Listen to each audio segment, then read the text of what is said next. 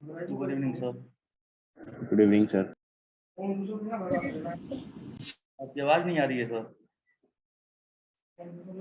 आवाज नहीं आ रही है आपकी।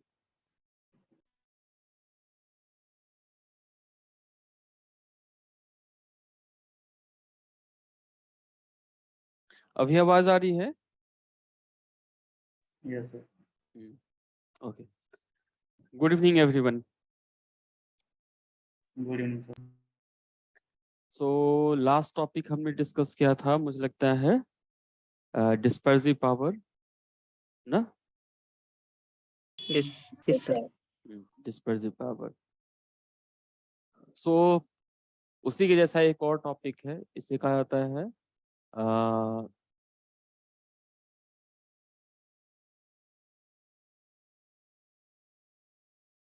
Angular spread of nth maxima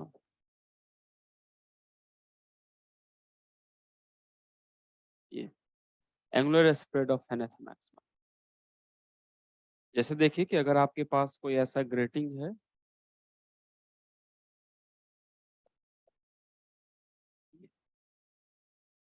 और इस ग्रेटिंग में अगर सपोज कीजिए कि आपने कोई लाइट इंसिडेंट करवाया ऐसा, इसके अब मुझे बताइए कि सक्सेसिव मैक्सिमा के बीच क्या सेपरेशन होगा। सक्सेसिव मैक्सिमा के बीच की सेपरेशन, जैसे अगर ये लैम्डा है, इसमें नंबर ऑफ ग्रेटिंग n है, सक्सेसिव मैक्सिमा के बीच का सेपरेशन क्या होगा? 3 लैम्डा बाय 2 है। मैक्सिमा के बीच, मैक्सिमा का पोजीशन कितना होता है? d sin theta n lambda ना, मैक्सिमा का पोजीशन। हाँ सर। ना, और सक्सेसिव मैक्सिमा का पोजीशन कितना हो जाएगा? तो sin theta is equal to n lambda by d, या सक्सेसिव मैक्सिमा को फ्रिंज विड्थ कहते थे तो लैम्डा बाय d। तो सक्सेसिव मैक्सिमा के बीच का सेपरेशन ये होगा ना, लैम्डा बाय d। हाँ सर। अब रहा क्या कि जैसे अगर एक बार हम इसका पैटर्न भी बना लेते हैं कि कैसा होगा, उसमें इसका मतलब क्या।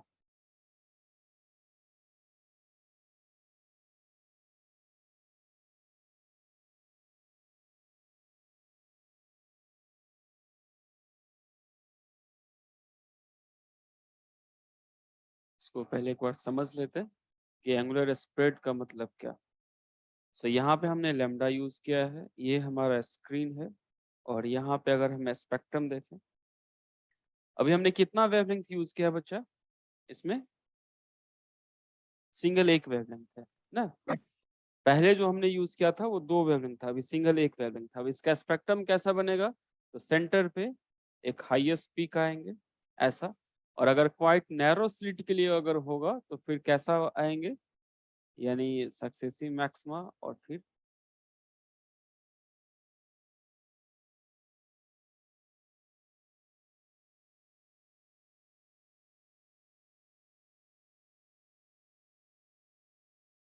इस तरीके से।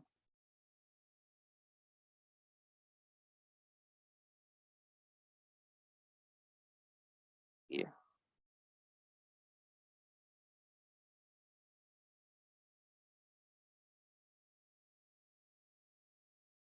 ऐसा। इस मैक्सिमा के बीच सेपरेशन आप लोगों ने भी बताया कितना होगा हर एक। ये जैसे ये अभी किस ऑर्डर का मैक्सिमा है? ये किस ऑर्डर का मैक्सिमा होगा सेंटर पे? 0 n इक्वल टू 0, उसके बाद n equal to 1 and so on, ऐसा होगा। हम मान लेते हैं कि n equal to nth maxima है, nth मैक्सिमा। तो इस दोनों के बीच की सेपरेशन जो होगा वो लैम्डा बाई डी होगा। YDS में मुझे बताइए कि 2 मैक्सिमा के बीच का सेपरेशन कितना होता था? YDS में 2 मैक्सिमा के बीच में separation lambda by D, lambda और एक मैक्सिमा, और मैक्सिमा का विड्थ कितना होता था? मैक्सिमा का विड्थ ऐसे, जब मैं मैक्सिमा का विड्थ कह रहा हूँ YDS में ऐसा। और जैसे देखिए कि अगर ये एक मैक्सिमा था, YDS का ऐसा बनता था, ऐसा बनता है ना YDS का n इक्वल टू 2 स्लिट के लिए। हाँ, तो एक मैक्सिमा फिर दूसरा और फिर तीसरा, तो इस मैक्सिमा का बीच का सेपरेशन, जैसे अगर हम कहें तो यहाँ से यहाँ जो सेपरेशन थी ये, ये हमारा था लैम्डा बाई डी, जिसे हम फ्रिंज विड्थ कहते थे। अभी जो मैंने कहा है, जो टॉपिक लिखा है, उसका मतलब क्या है? इस टॉपिक में मुझे बताइए, मैंने क्या लिखा है? Angular spread of nth maxima. इसका मतलब समझ में आ रहा है कि क्या मैं कहना चाह रहा हूँ?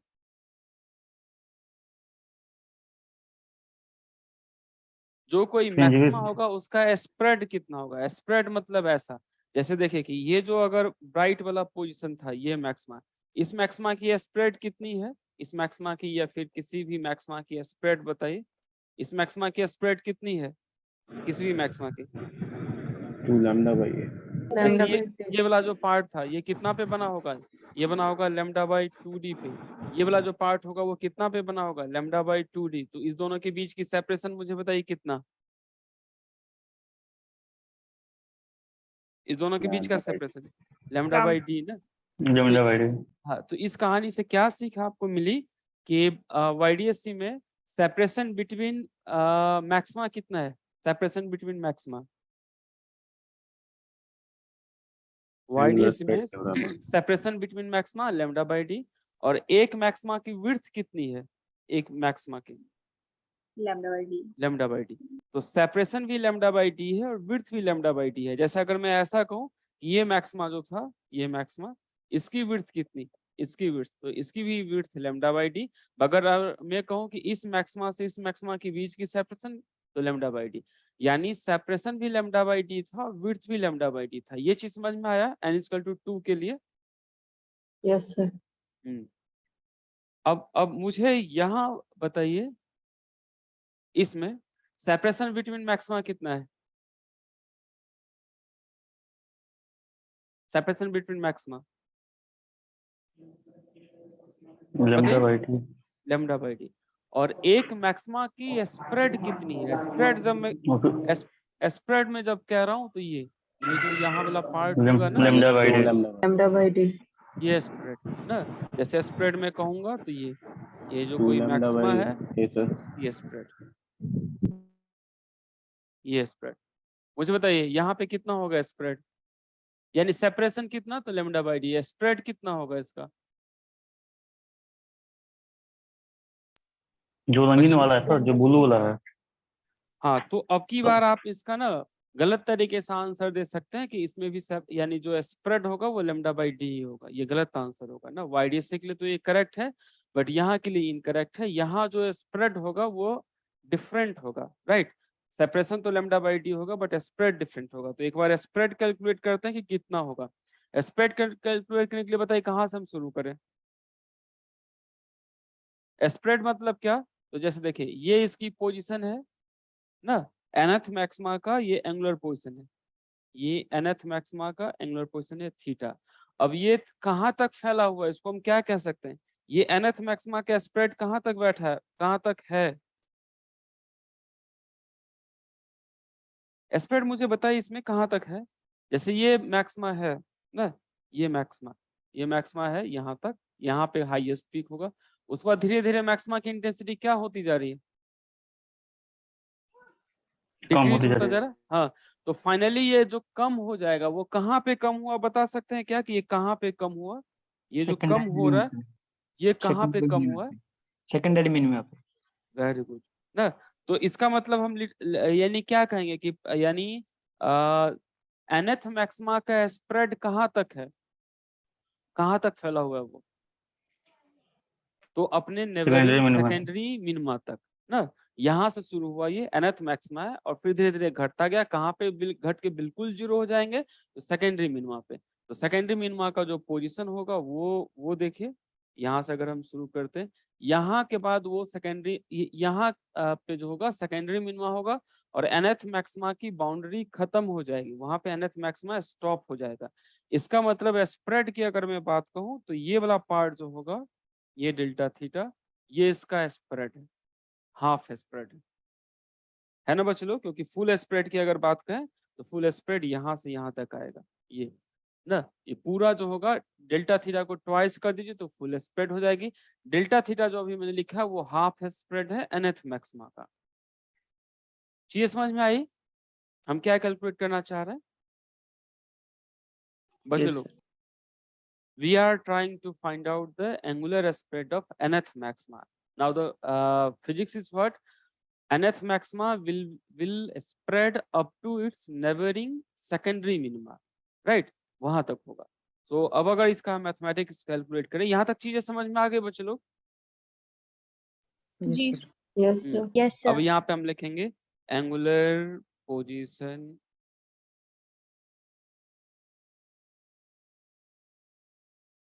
Of nth maximum.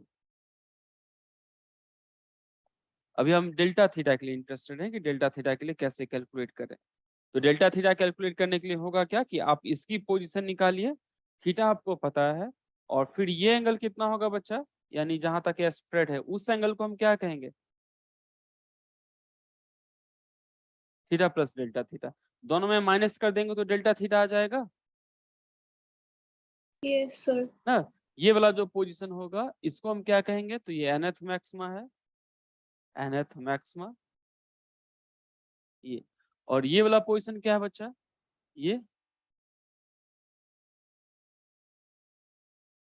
इसे हम कहेंगे pth सेकेंडरी मिनिमा. ये किसके एडजेसेंट है? nth मैक्सिमा के nth maxima एडजेसेंट है ना. तो pth सेकेंडरी मिनिमा किसके एडजेसेंट? जस्ट किसके बाद है? तो एडजेसेंट ऑफ nth मैक्सिमा. ये दिख रहा है क्या जो मैंने लिखा है? या दिख रहा है बच्चे लोग, या मैं उसको थोड़ा सा और लार्जर कर दूं ये वाला पार्ट? दिख रहा है सर ओके.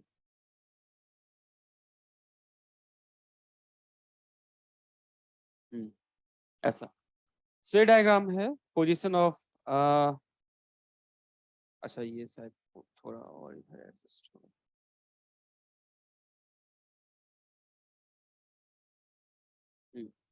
तो इसमें इंटेंसिटीज की जो विड्थ है, मतलब सारे मतलब 0 1 सबकी सेम रहेगी ना विड्थ? मैं समझ नहीं पाया आपका क्वेश्चन, आपने क्या कहा? सर जो इसमें 0th मैक्सिमा है, फर्स्ट मैक्सिमा, तो जितने भी मैक्सिमाज हैं उनके इंटेंसिटी का जो स्प्रेड है, हमने जो डिस्ट्रीब्यूशन डाला है वो विथ सेम रहेगा ना सारे के ये लिए? तो अभी हम पता ही करना चाह रहे हैं ना, वो तो हम अभी पता ही करना चाह रहे हैं कि सेम है. जैसे YDSC जो मैंने आपको बताया था, YDSC में सबका स्प्रेड क्या था? सेम होता है सर? सेम था. वो फर्स्ट ऑर्डर हो, सेकंड ऑर्डर हो, थर्ड ऑर्डर. यहाँ तो हमें अभी खुद नहीं पता ना कि यहाँ पे क्या होगा, उसका स्प्रेड सेम होगा या डिफरेंट होगा. पहले तो स्प्रेड ही नहीं पता ना, ये λ/d होगा या कुछ और होगा. इसमें भी सर दो केसेस देखेंगे ना, मतलब फिर से जब नैरो लेंगे तो उसमें तो सेम हो जाना चाहिए फिर? नहीं, अगर नैरो लेंगे तो सबकी इंटेंसिटी सेम होगी. आप ये कहेंगे स्प्रेड सेम होगा, इसका मतलब नहीं ना. अच्छा. हाँ, सबकी इंटेंसिटी जो होगी वो सेम होगी. स्प्रेड तो यानी कम ज्यादा हो भी सकता है वो. और कोई डाउट है यहाँ इसमें? ओके, सो अब इसको कैलकुलेट करते हैं. Angular position of nth maxima. nth maxima का फॉर्मूला बताइए. nth मैक्सिमा का d sin theta d sin n lambda. और ये कहाँ पे फॉर्म हो रहा है? तो थीटा पे, इसलिए मैंने इसे इक्वेशन 1 लिखा. ये डायग्राम आप लोगों ने ड्रॉ किया है, तो फिर अब नेक्स्ट साइड में लिखूं इसके एडजेसेंट मिनिमा का फॉर्मूला. ये डायग्राम अगर ड्रॉ कर लिया है तो फिर इसके बाद हम लिखना शुरू करें.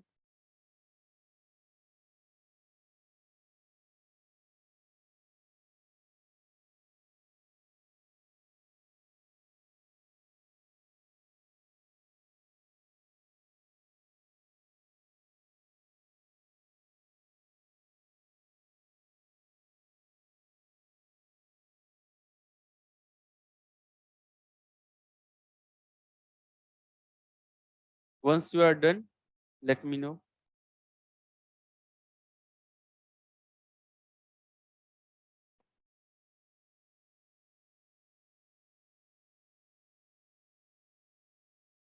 डेल्टा थीटा जो है वो पिंक वाली लाइन से नहीं होगा, या फिर पिंक वाली लाइन से लिया है सर आपने? ग्रीन डेल्टा थीटा हमने ना वहां से लिया है, इसके सेंटर से लिया है. ये वाला, ये वाली वैल्यू जहाँ पे अभी हमारा जो यानी nth मैक्सिमा है वो कौन सा है, कलर है? मैक्सिमा का पोजीशन क्या है? रेड है या ये ग्रीन है या ब्लू है? रेड है रेड. सर. हाँ, तो ये रेड से हमने उसका स्प्रेड लिया डेल्टा. और ये जो थीटा लिया है सर आपने, वो ग्रीन वाले से लिया है क्या? नहीं नहीं, थीटा वाला भी हमारा रेड से ही है. थीटा भी अच्छा, हमारा okay, रेड ठीक से है ही है। सर।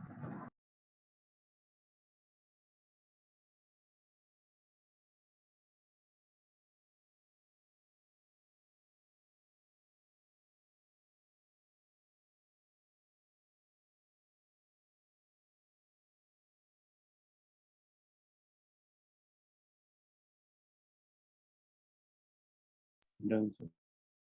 और सबका सबने लिख लिया? Yes, sir. ओके, Yes, तो हमने अभी लिखा angular position of nth maxima. मुझे आप लोग बता दीजिए angular position of pth maxima adjacent of nth maxima. ये nth मैक्सिमा के एडजेसेंट ये जो p की वैल्यू है वो कोई मुझे आप लोग बता दीजिए कि इसके यहाँ जो p होगा उसकी वैल्यू क्या होगी। यहाँ जो कोई p होगा उसकी क्या value? NN plus P sir, small n। हमने पीछे पढ़ा था ना n इंटू हाँ n सर, प्लस 1, ये पढ़ा था ना एडजेसेंट मैक्सिमा का, एडजेसेंट सेकेंडरी मिनिमा का फॉर्मूला। yes, sir. हाँ, तो इस nth के जस्ट बाद जो होगा वो n+1 होगा, nth के जस्ट 2 जो होगा वो n+2 n+3 इस तरीके से ऐसा। तो यहाँ जो p की वैल्यू होगी वो n+1 होगा और वहां पे एंगल का कितना वैल्यू होगा? इस पॉइंट पे एंगल कितना है? Theta plus D d theta. और पोजीशन किसकी है? सेकेंडरी मिनिमा की। तो फॉर्मूला कौन सा यूज करेंगे? सेकेंडरी मिनिमा का। सेकेंडरी मिनिमा का फॉर्मूला मुझे बताइए आप लोग। D sine theta equal P N P lambda by N. Secondary minima कितना? इसका formula d D sin sin theta equal to p P lambda by n। N ये into अच्छा, यहाँ एक मिस्टेक है, हमने क्या लिख दिया यहाँ पे? ये गलत है ना? थीटा यस लिख सर, दिया, थीटा जबकि वहां पे पोजीशन कितना है बच्चा? Plus D theta. हाँ, हाँ, वहां पोजीशन है थीटा प्लस डेल्टा थीटा। आप माइनस के लिए भी लिख सकते हैं। अगर मैं माइनस लिखता तो फिर वहां पे p की वैल्यू क्या हो जाएंगे? एक कम हो जाएगा। सो p लैम्डा बाई n और p की वैल्यू अगर लिखेंगे तो कितना? n इंटू n प्लस 1 और डिवाइड बाई n और ये यहाँ पे लैम्डा। ये अगर मैं यहाँ पे माइनस थीटा लिखूं तो फिर यहाँ पे क्या लिखना होगा? हमें माइनस लिखना होगा। प्लस लिखता हूँ तो ये माइनस, मतलब समझ में आया ना बच्चा? माइनस ये जैसे इसके लिए तो मैंने प्लस यानी ये जो वैल्यू था उसके लिए प्लस लिखा, मैं इसके लिए लिखता तो फिर क्या लिखता? क्योंकि ये भी तो एडजेसेंट ही है ना, उसके लिए लिखता तो क्या लिखता? माइनस लिखता ना। तो अभी मैंने ऊपर वाले के लिए लिखा है तो वहां पर ओके। सो ये हमारा यानी एक्सप्रेशन सेकंड हो जाएगा। इस दो एक्सप्रेशन से मुझे डेल्टा थीटा आप निकाल के बता सकते हैं क्या कि दोनों से डेल्टा थीटा कितना होगा? फर्स्ट और सेकंड से मुझे डेल्टा थीटा निकाल लीजिए, जहां पे डेल्टा थीटा होगा एंगुलर स्प्रेड। सॉल्व कीजिए इस दोनों को और डेल्टा थीटा बताइए कितना आएगा।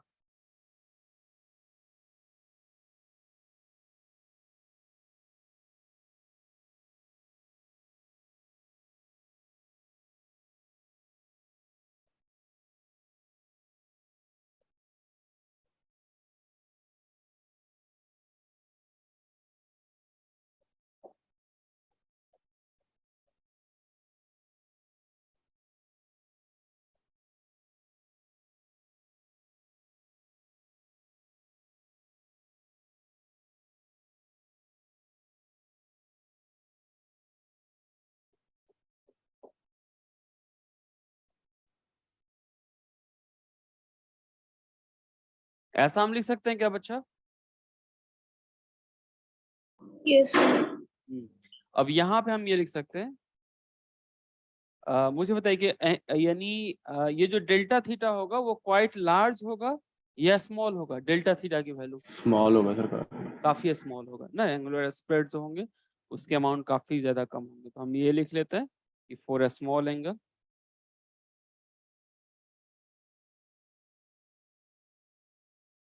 फॉर अ स्मॉल एंगल के लिए मुझे बताइए cos delta theta equal to कितना? 1 ले लेंगे सर। 1 ना, एंगल 1. स्मॉल होगा तो। और sine delta theta equal to कितना? 0. Delta theta. Delta delta theta. ये लेना ज्यादा अच्छा है ना, क्योंकि अगर 0 ले तो फिर हमारी कहानी खत्म ना, हम डेल्टा थीटा ही निकालना चाह रहे हैं ना। Yes. ना तो साइन थीटा इक्वल टू लगभग थीटा।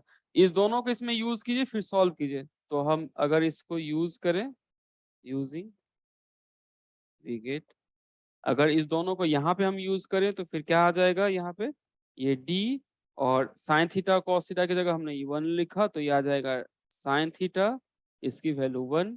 यहाँ पे फिर कितना आ जाएगा, इसे हम लिख सकते हैं d cos theta, sine theta की value delta theta, equal to वहां पे हम लिख सकते हैं एन लेमडा, और यहाँ लिख सकते हैं lambda by N.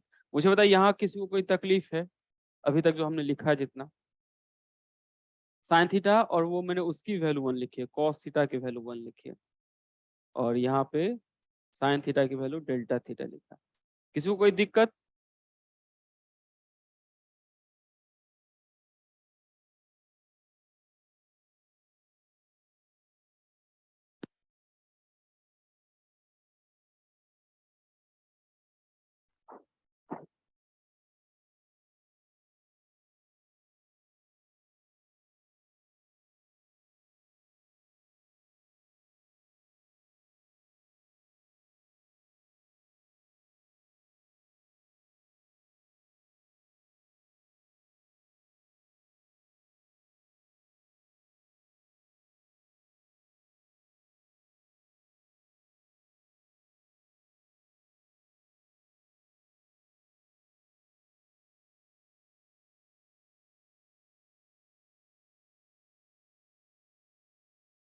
Note down कर लिया आप लोगों ने? Yes, sir. यहाँ से आप लोग मुझे डेल्टा थीटा बता सकते हैं कितना आएगा? डेल्टा थीटा का एक्सप्रेशन कितना आएगा? Lambda by N D cos theta. Yes, sir. तो कि ये और ये कैंसल आउट हो जाएंगे तो फिर आप इसको सॉल्व करके कर सकते हैं। अगर ये और ये कैंसल आउट हो गया तो यहाँ से हम लिख सकते हैं यानी D cos theta delta theta equal to lambda by N. आपको चाहिए थी delta theta, so delta theta की value lambda by N D cos theta. आपको लग रहा है कि ऑलमोस्ट ऐसा ही फॉर्मूला डिस्पर्सिव पावर का भी आया था लगभग? डिस्पर्सिव पावर में भी हम क्या लिखना चाह रहे थे? डेल्टा थीटा ही ना बच्चे लोग? Dispersive power of grating Yes, sir. ना। सो डेल्टा थीटा जो होगा वो lambda N D by cos theta होगा, या फिर यहाँ से हम आगे और हम लिख लेते हैं। ये लिख लिया आप लोगों ने?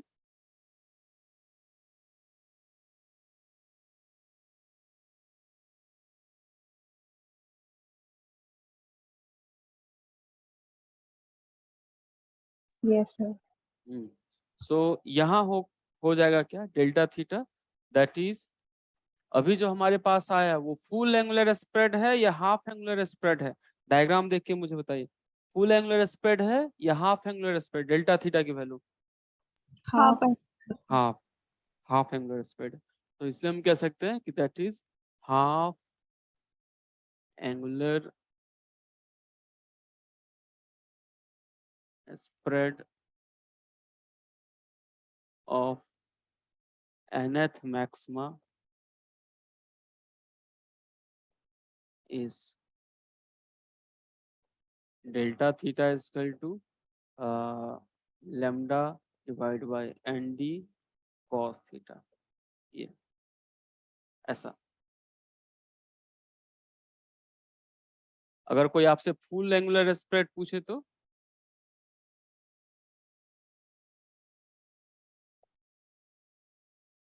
फुल एंगुलर स्प्रेड पूछे तो आप इसे कह सकते हैं यानी अभी जो ये वैल्यू होगा यानी इसे शॉर्ट में लिख सकते हैं FWAS या फुल एंगुलर स्प्रेड। तो ये जो वैल्यू होगी वो 2 डेल्टा थीटा होगा, ट्वाइस हो जाएंगे, और ट्वाइस की जो वैल्यू हम लिख सकते हैं वो कितना हो जाएगा, तो 2 lambda by N D cos theta.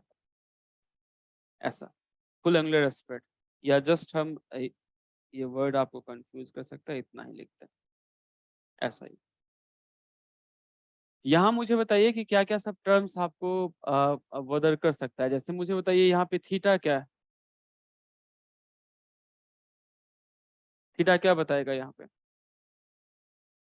तो nth मैक्सिमा का एंगल पोजीशन। हाँ, ये बताएगा position of nth maxima. nth maxima का पोजीशन बताएगा ना थीटा, ये वहां से आप क्या कर सकते हैं, इसे निकाल सकते हैं। अब इसी के यहाँ मुझे बताइए, इसका मतलब एंगुलर एस्पेक्ट किस पे डिपेंड किया? That is delta theta is proportional to, किस पे डिपेंड किया है ये? एक तो लेमडा पे, थीटा पे, और इसी को यानी हम कह सकते हैं कि ये 1/n पे डिपेंड करता है, और किस पे डिपेंड करता है? 1/d पे, और किस पे डिपेंड कर सकता है? 1 cos थीटा। ये 1/w पे भी डिपेंड कर सकता है। क्यों? क्योंकि यानी w इक्वल टू क्या होता है बच्चा? nd होता है ना, जिसको हम कहते हैं width of grating.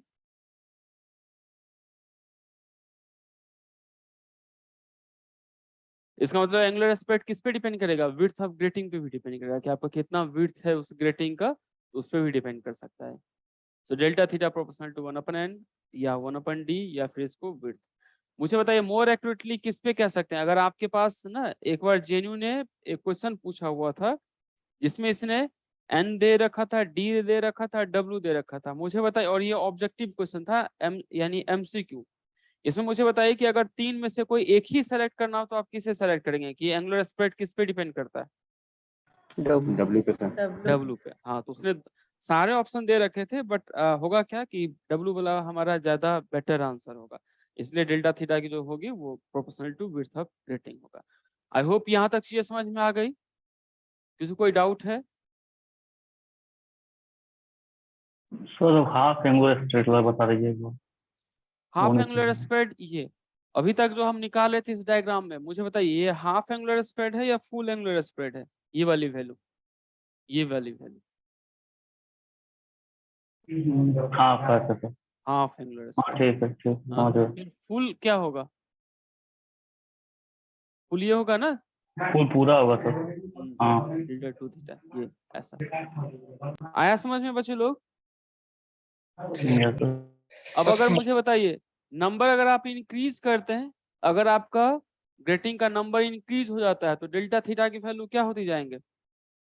Decrease decrease होता घटती जाएगा जाएगी। ना। हाँ, घटती चली जाएगी। वो होगा क्या कि अगर आप 15,000 बनाते हैं तो 15,000 में फिर क्या होगा, ये जो विड्थ होगी वो काफी नैरो हो जाएगी ना। मैंने कहा था ना जनरली ग्रेटिंग हम 15,000 का लेते हैं।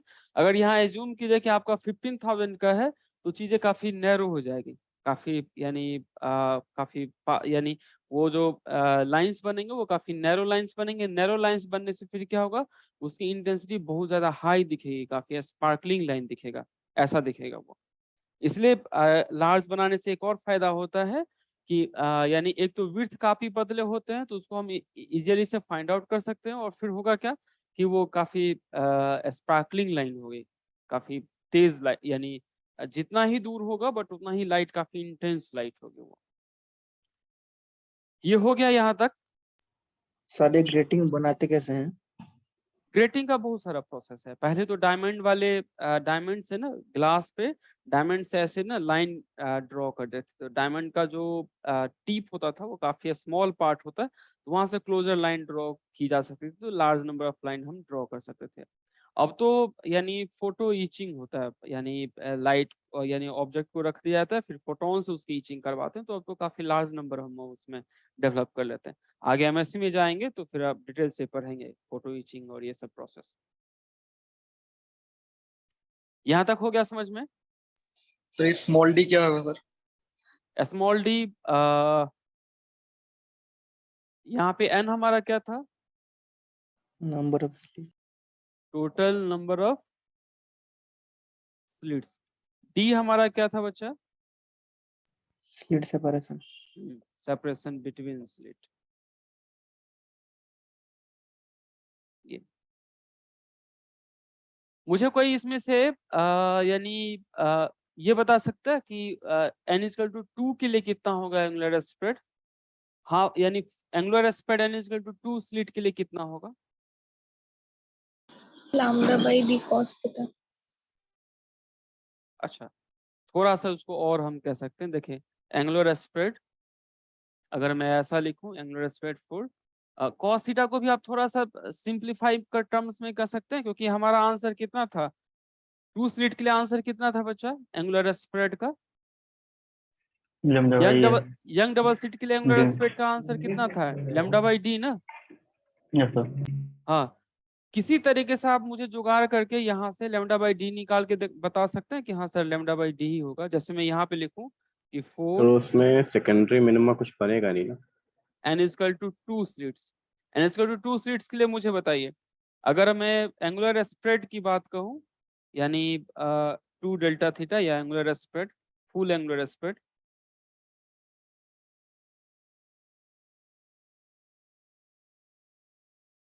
फुल एंगुलर स्प्रेड, तो एंगुलर स्प्रेड की अगर बात करूं तो मैं होगा 2 लैम्डा n की वैल्यू, ये यहाँ पे यानी हमारा था क्या formula, N D cos theta, यहाँ पे n की वैल्यू कितनी,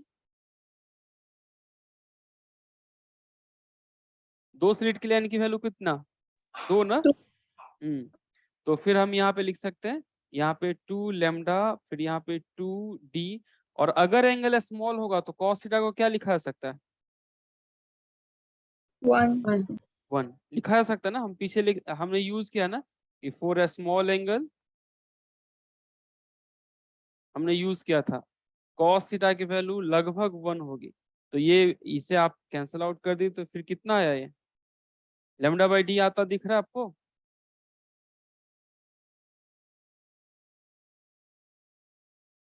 आ गया ना lambda by D? Yes sir. तो इसका मतलब ये एक्सप्रेशन किसके लिए करेक्ट है, ये किसी भी यानी के लिए करेक्ट है। आप अगर ऐसा कहें तो फिर वो यानी एंगुलर स्प्रेड आपका आ जाएगा, कितना होगा? सर हाँ बताइए।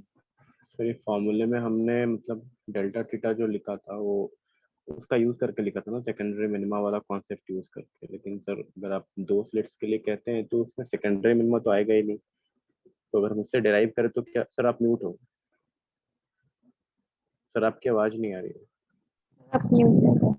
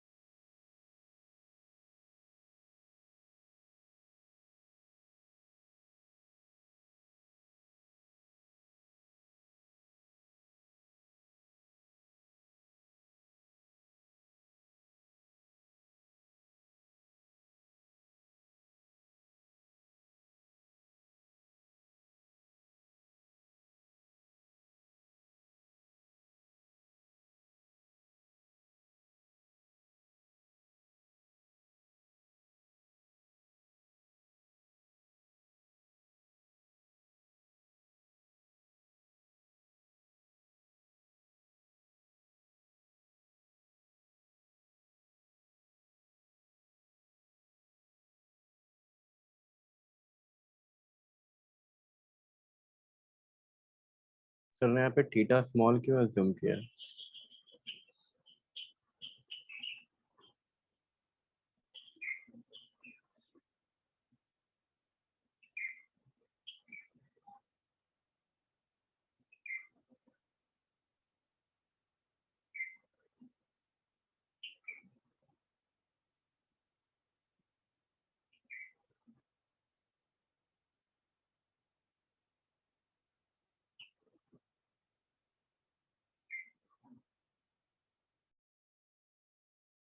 Am I audible now?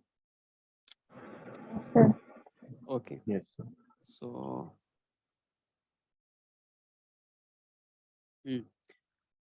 हाँ बताइए। मैं कह रहा था कि n इक्वल टू 2 के लिए सेकेंडरी मिनिमा तो एग्जिस्ट करता है, सेकेंडरी मैक्सिमा एग्जिस्ट नहीं करता। हाँ मतलब सेकेंडरी मैक्सिमा एग्जिस्ट नहीं करेगा, सॉरी सर। हाँ तो इसलिए ये आप देख रहे हैं ये फॉर्मूला ना, इसलिए यानी वापस n इक्वल टू 2 के लिए करेक्ट आ रहा है वो। जैसे ये फॉर्मूला यानी क्योंकि इसका जो कॉन्सेप्ट है वो 2 के लिए जो 2 के लिए होता है वो हमने यहाँ पे यूज किया हुआ, तो इसलिए करेक्ट आ रहा है। आई होप ये चीज समझ में आ गया। किसी कोई डाउट थीटा है अभी स्मॉल इसमें? क्यों लिया सर आपने? थीटा स्मॉल लिया कि जनरली एंगुलर स्प्रेड काफी कम होगा। जैसे 2 के लिए भी मुझे लगता है लैम्डा बाई डी आपको नहीं लग रहा काफी स्मॉल होगा? Cos Yes. वो डेल्टा थीटा स्मॉल होगा ना, कॉस थीटा Yes, क्यों हाँ, थीटा तो क्यों अगर स्मॉल है अगर सपोज कीजिए एंगल स्मॉल है तो कॉस थीटा की वैल्यू आप कितना लिखेंगे? 1 के आसपास लिख लेंगे ना, एंगल काफी स्मॉल है तो। सर मतलब वाईडीएसी के सेटअप की हम बात कर रहे हैं ना यहाँ पे, तभी थीटा भी स्मॉल लेंगे। वो किसी भी के लिए अगर सपोज कीजिए हाँ, अगर हम उसके लिए कहें कॉस थीटा की वैल्यू वाईडीएसी के लिए हम कह सकते हैं, क्योंकि क्या पता वो ग्रेटिंग के लिए काफी यानी जब लार्ज नंबर हो, अगर एंगल स्मॉल होगा तो ही ऐसा कहा जा सकता है, हम ये कह सकते हैं। ठीक, ओके। एंगल स्मॉल होगा तो यानी ऐसा कहा जा सकता है वो। ओके, हो गया यहाँ तक। वैसे वाईडीएसी के लिए जनरली यानी ये वैल्यू जो होंगे वो कम होंगे। एंगुलर स्प्रेड मतलब समझ में आ गया बच्चा? एंगुलर स्प्रेड मैक्सिमा कितना स्प्रेड करेगा उसको एंगुलर स्प्रेड कहेंगे। ठीक, इसी के जैसा एक और फॉर्मूला था हमारा, यानी ये डिस्पर्स। अब देखिए दोनों में सिमिलरिटी क्या है। डिस्पर्सिव पावर हमने क्या कहा था? Delta theta by delta lambda, और ये वैल्यू कितना आया है डिस्पर्सिव पावर वाला? मुझे लगता है ये एनडी कॉस थीटा आया था क्या डिस्पर्सिव पावर? हाँ सर। और यहाँ पे और या अगर डेल्टा थीटा अगर कोई कहे तो एन डेल्टा लेम्डा और फिर यहाँ पे डी कॉस थीटा। तो ये डिस्पर्सिव पावर से हमें एंगुलर इसमें यहाँ पे डेल्टा थीटा क्या है इस वाले फॉर्मूले में? डेल्टा थीटा मतलब डिस्पर्स कर रहा है। याद है ये यहाँ पे डेल्टा थीटा क्या था? और अभी जो मैंने ये फॉर्मूला लिखा है डेल्टा थीटा की lambda N D cos theta, ये दोनों डेल्टा थीटा में क्या यानी डिफरेंसेस है? क्योंकि ये दोनों आपको कंफ्यूज कर सकता है कि ये भी डेल्टा थीटा का फॉर्मूला, ये भी डेल्टा थीटा फॉर्मूला, तो दोनों दो में डिफरेंस क्या है? मैक्सिमास के बीच में एंगुलर विड्थ थी उसकी। हाँ, ये था कि जब आपके पास दो मैक्सिमा हो तो दो मैक्सिमा के बीच का सेपरेशन क्या होगा? दो कलर हो, डेल्टा थीटा है इसका मतलब आपके पास दो कलर है, तो दो कलर के मैक्सिमा के बीच का सेपरेशन क्या होगा? डेल्टा थीटा यहाँ पे क्या है?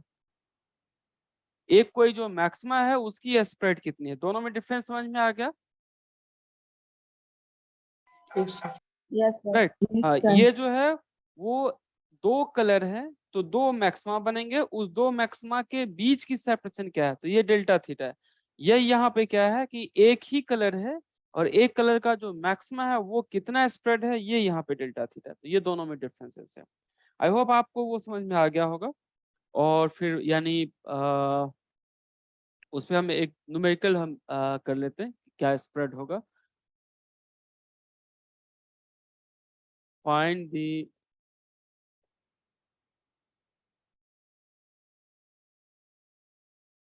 Angular spread of lambda 5890 angstrom for n is equal to, ये n पे डिपेंड करेगा कि नहीं? यहाँ आपको क्या लग रहा है ये एंगुलर स्प्रेड का जो फॉर्मूला है वो n पे डिपेंड कर रहा है या नहीं कर रहा?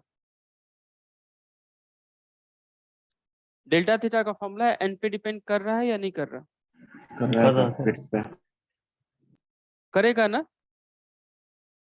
Yes, sir. Yes sir. क्योंकि डेल्टा थीटा किस पे डिपेंड कर रहा है? थीटा। और थीटा किस पे डिपेंड करेगा? वो थीटा हम निकालेंगे D sine theta N lambda से, तो फिर ये क्या होगा? डेल्टा थीटा एन पे डिपेंड करेगा। तो ये लिखना जरूरी है कि किस ऑर्डर के लिए। तो 4n इक्वल टू हम फर्स्ट ऑर्डर के लिए देखते हैं। 4n equal to first order. यहाँ अगर आपको जरूरत पड़ेगी तो डी की वैल्यू आप या एन रो की वैल्यू आप लिख लीजिए। एन रो की वैल्यू आप लिख लीजिए 5000 पर लाइन्स mm, ये एन रो है। और विड्थ ऑफ ग्रेटिंग लिख लीजिए 2 सेंटीमीटर। मुझे जल्दी बताइए कि क्या होगा एंगुलर स्प्रेड। थोड़ा सा कैलकुलेशन होगा इसमें, बट ये फॉर्मूले आपके कंक्रीटाइज हो जाएंगे। जैम में जो पूछा गया है शायद एंगुलर स्प्रेड नहीं, वो डिस्पर्सिव पावर पूछा गया है। बताइए कैसे कैलकुलेट करेंगे? क्या क्या सब आपको जरूरत पड़ेगा एंगुलर स्प्रेड कैलकुलेट करने में?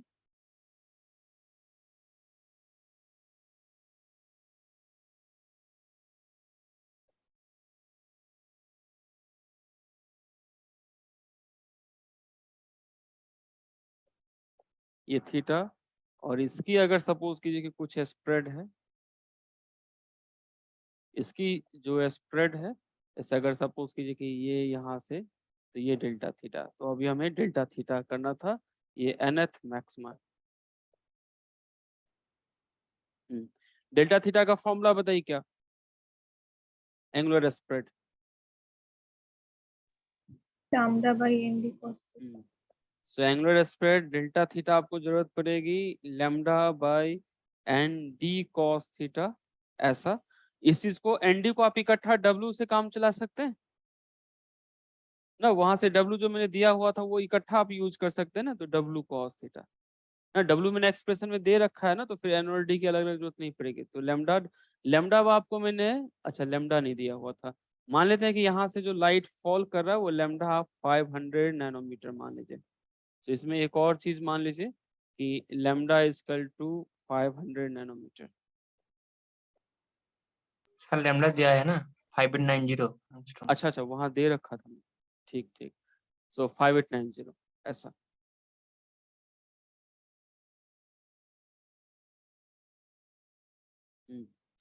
सो लैम्डा आपको दे रखा है, ठीक, डब्ल्यू आपको दे रखा है, कॉस थीटा निकालना है। कॉस थीटा कैसे आप लिखेंगे इससे एक्सप्रेशन में, कॉस थीटा की वैल्यू,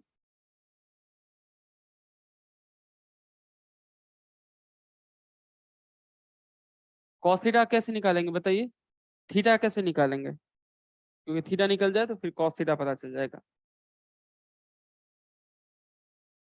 और कितना होगा अगर निकाल सकते हैं तो निकालिए। D sine theta is equal to lambda कर देंगे, वहां से थीटा निकाल के cos थीटा कर देंगे। हाँ, यहाँ से आप लिखेंगे कि angular position of, angular position of nth maxima. So nth maxima का एंगुलर पोजीशन कितना, तो d sin theta equal to n lambda, और या फिर sin theta equal to n lambda by d। n की वैल्यू मैंने क्या कहा था यहाँ पे, किस ऑर्डर के लिए मैंने कहा था, 1 ना, फर्स्ट, तो n की वैल्यू फर्स्ट है। और यानी 1/d को क्या लिखा जा सकता है, 1/d को n रो लिखा जा सकता है, 1/d को n रो लिखा जा सकता है ना बच्चा। हाँ सर। हाँ, तो 1/d को हमने n रो लिख लिया, और लेमडा की जगह जो लेमडा होगा ये, तो आपका इसका मतलब साइन थीटा के जो वैल्यू हो जाएंगे वो ये हो जाएगा n रो इंटू लेमडा, ये साइन थीटा का हो जाएगा, इसका मतलब थीटा की जो वैल्यू हो जाएगी वो साइन इनवर्स n यानी n रो लेमडा। या दूसरा तरीका है कि अगर साइन थीटा का आपको पता है तो आप सीधा कॉस थीटा निकाल सकते हैं ना। एक तो तरीका ये है जहां से ये निकालिए फिर कॉस थीटा निकालिए, तो फिर आप अपना क्या करेंगे, कॉस थीटा की वैल्यू आप निकाल सकते हैं, कॉस थीटा जो वैल्यू होगा वो कॉस, और फिर यहाँ पे साइन इनवर्स एन रो लेमडा, ऐसा। दूसरा तरीका हो सकता है कॉस थीटा निकालने का, सेकेंड मेथड, जो सिचुएशन पे आप देखिए कि सिचुएशन आपको क्या अलाउ करता है, होगा क्या कि साइन थीटा की आपको वैल्यू पता है, तो कॉस थीटा की वैल्यू कितनी होती है, cos theta 1 minus sine square theta का रूट होता है ना। तो यहाँ पे कॉस थीटा की वैल्यू आपको पता है, तो इसको आप लिख सकते हैं 1। साइन थीटा की वैल्यू कितनी थी, तो साइन थीटा का वैल्यू था n रो लेमडा, तो इसको आप कह सकते हैं यानी n रो और फिर लेमडा और उसका स्क्वायर और इसका रूट, एक ये भी लिखा जा सकता है, क्योंकि यहाँ पे साइन थीटा की वैल्यू आपका यानी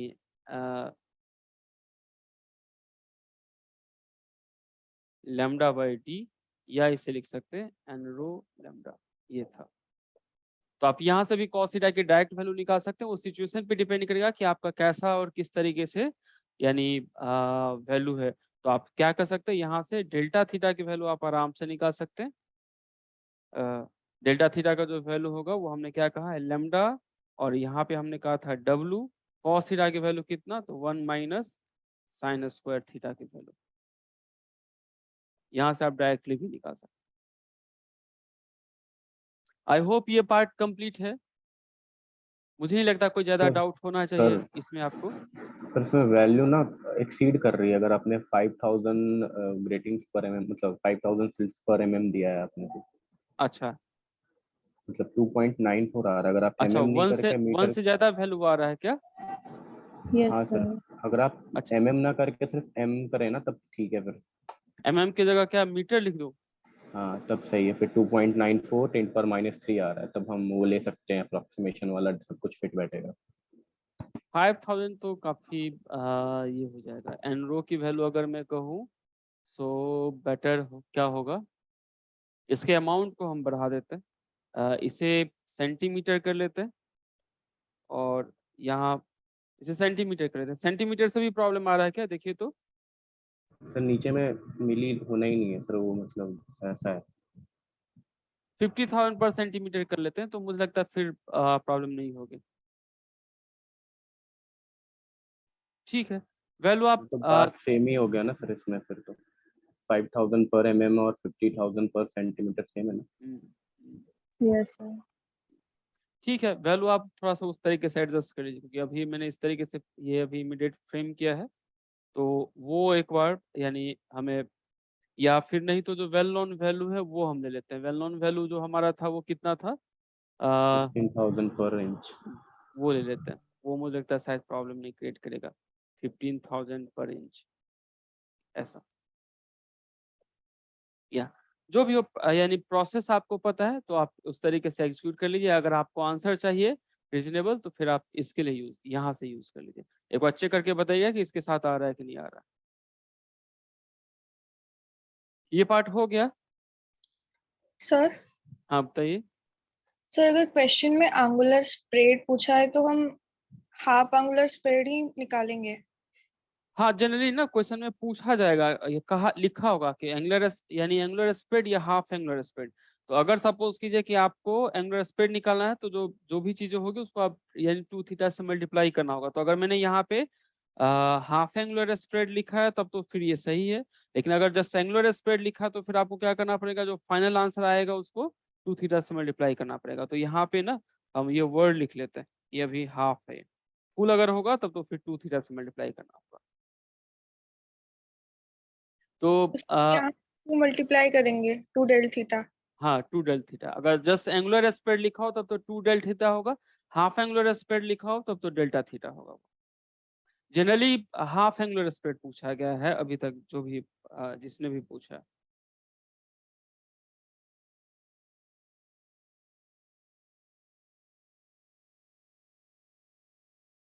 ये हो गया ये वाला पार्ट।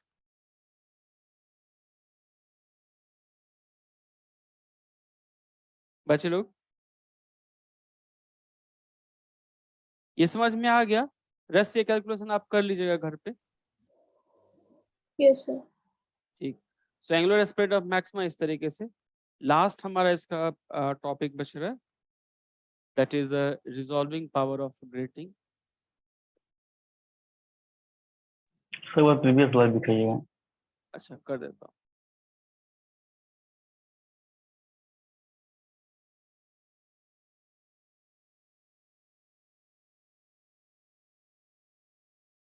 तो इसका आंसर क्या आ रहा है अप्रोक्स?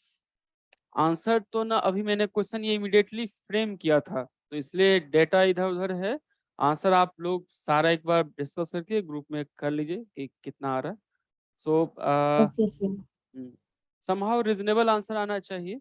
प्रोसेस आप देख लीजिए, प्रोसेस में कहीं कोई डाउट है कि नहीं, या फिर प्रीवियस ईयर में अगर कोई 2 क्वेश्चन मिला तो फिर वहां से आप इसे चेक कर सकते हैं। या मैं यानी प्रीवियस में शायद है एक क्वेश्चन तो वहां से आप कर लेंगे, और नहीं तो मैं एक क्वेश्चन भेज दूंगा ग्रुप में। घटक के क्वेश्चन में एक ग्रुप है यानी एक क्वेश्चन है एंगुलर स्प्रेड पे, तो मैं भेज दूंगा। क्लियर है ये? Okay, resolving power of grating समझ लेते हैं ये क्या है। जैसे और इसमें ना काफी मैक्सिमम क्वेश्चन आया है। जैसे मैंने अभी कहा कि डिस्पर्सिव पावर पे एक बार जैम ने पूछा था, जब क्वेश्चन सब्जेक्टिव आया करता था तो उसमें उसने डिस्पर्सिव पावर पे पूछा था। जब से ऑब्जेक्टिव आया है तब से वो सिर्फ वो रिजॉल्विंग पावर पे पूछा गया। अभी तक जितने क्वेश्चन आए हैं ग्रेटिंग में तो वो रिजॉल्विंग पावर पे आया। तो रिजॉल्विंग पावर से आपसे काफी ज्यादा क्वेश्चन पूछा जा सकता है। वो सिचुएशन देखिए कि रिजॉल्विंग पावर क्या, रिजॉल्विंग पावर का मतलब क्या। मान लेते हैं कि हमारे पास ना दो वेवलेंथ ऐसा, इसको हमने कहा लैम्डा नॉट, यानी एक वेवलेंथ को जो हमारा लैम्डा 1 था। दूसरा वेवलेंथ हमारा सपोज करो कि सेम यही क्लोजली स्पेस्ड वाला वेवलेंथ है तो लैम्डा 2। अगर क्लोजली स्पेस्ड है तो कितना होगा, डेल्टा लैम्डा। ऐसा ये ये दो हमारे पास वेवलेंथ है। अब होगा क्या कि अगर यानी रिजॉल्विंग पावर ऑफ ग्रेटिंग मतलब क्या, यानी समझ में आ रहा, यानी रिजॉल्विंग पावर ऑफ ग्रेटिंग क्या सिग्निफाई करता होगा, थोड़ा सा सोच के बताइए। रिजॉल्विंग पावर ऑफ ग्रेटिंग क्या सिग्निफाई करता होगा? सर ये कि इनको कितने अच्छे से रिजॉल्व कर पा रहा है, या फिर इनका वो जस्ट रिजॉल्व मैक्सिमा मिनिमा का आपने जो बताया था ना कोइंसाइड हम्म, करता है, हम्म। तो वैसा कुछ कॉन्सेप्ट होगा सर। जैसे देखिए कि अगर रिजॉल्व नहीं हुआ होगा तो फिर कैसा पैटर्न बनेगा, एक या दो?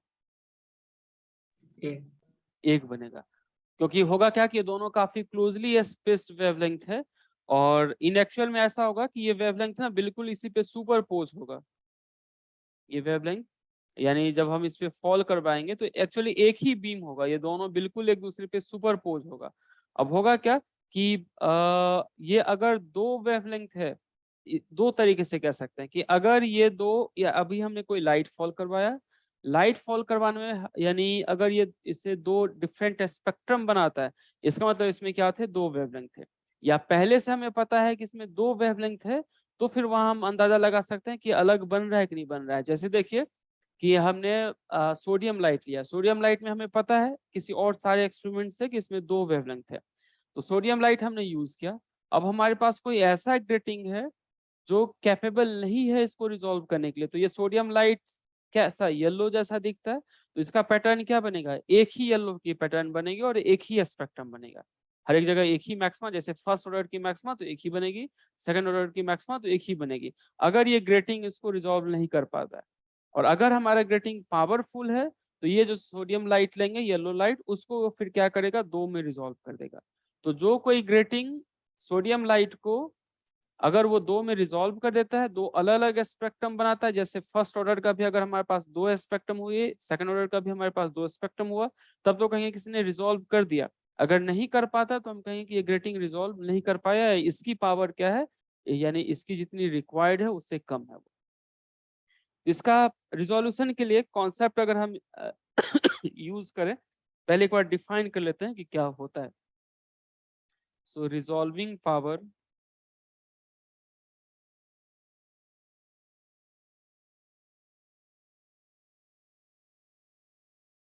Of grating, sorry not grating, resolving power of a given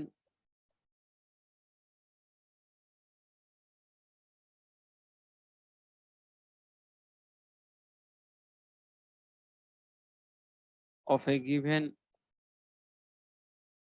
spectral wavelength, या हम कह सकते हैं colour, is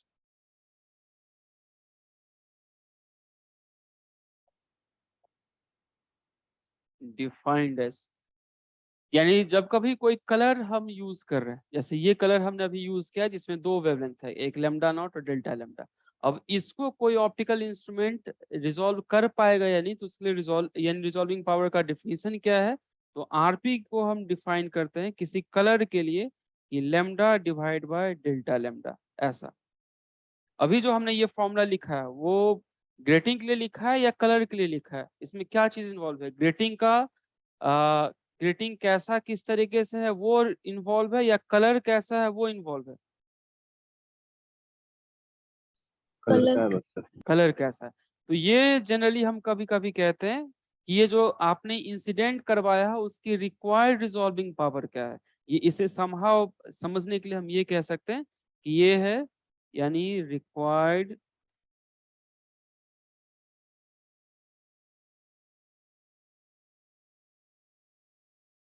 resolving power of wavelength, या आप कह सकते हैं कलर, या आप कह सकते हैं सोर्स। तो अगर अभी हमने ऐसा कोई सोर्स यूज किया है जिसका सेंट्रल वेवलेंथ लैम्डा नॉट है, इसको सेंट्रल वेवलेंथ कहा जा सकता है, जिसकी स्प्रेड डेल्टा लैम्डा है, तो इसको रिजॉल्व करने के लिए किसी को पावर कितनी जरूरत पड़ेगी, तो lambda naught by delta lambda. ये चीज समझ में आया बच्चा?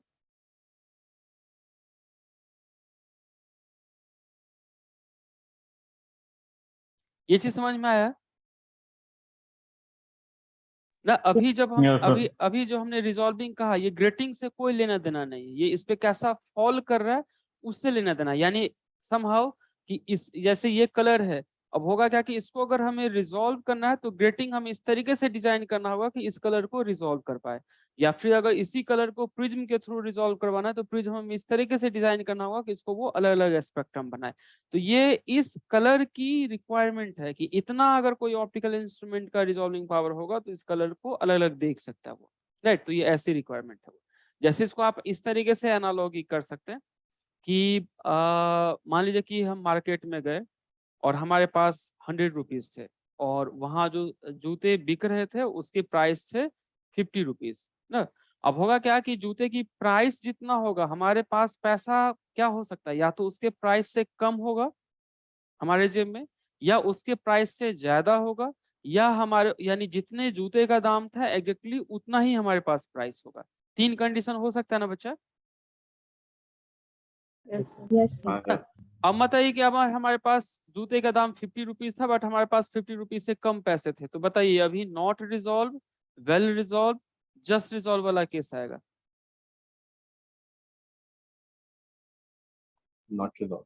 Not Not resolved. resolved. No, we Resolved. cannot purchase that shoes because our capacity, our resolving power is less than the resolving power required to purchase that shoes. यहाँ पे होगा क्या कि अभी ये कलर है, इसकी ये रिक्वायर्ड रिजॉल्विंग पावर है, यानी ये अभी इस कलर पे ना टैग लगा हुआ है इतने रिजॉल्विंग पावर की। अब अगर इसको आप ग्रेटिंग से रिजॉल्व करवाना चाहो तो ग्रेटिंग कितनी रिजॉल्विंग पावर चाहिए, अगर इसको प्रिज्म से रिजॉल्व करना चाहो तो रिजॉल्विंग प्रिज्म की इतनी रिजॉल्विंग पावर चाहिए। किसी भी ऑप्टिकल इंस्ट्रूमेंट से रिजॉल्व करना चाहो तो उस आपको उसकी रिजॉल्विंग पावर इतनी चाहिए। ये चीज समझ में आया कि रिक्वायर्ड रिजॉल्विंग पावर मैंने क्यों कहा? Yes sir. ठीक, अब हम किसी ग्रेटिंग के लिए डिफाइन करेंगे कि ठीक है ये तो इस कलर का रिजॉल्विंग पावर है, किसी एक ग्रेटिंग का रिजॉल्विंग पावर क्या होगा, राइट? और फिर अगर इसकी रिजॉल्विंग पावर इससे ज्यादा हो जाएगी, ग्रेटिंग का रिजॉल्विंग पावर ज्यादा हो जाएगा तब तो वेल रिजॉल्व होगा। ग्रेटिंग की रिजॉल्विंग पावर अगर इससे कम होगी तो नॉट रिजॉल्व होगा, एक ही कलर दिखाई देगा।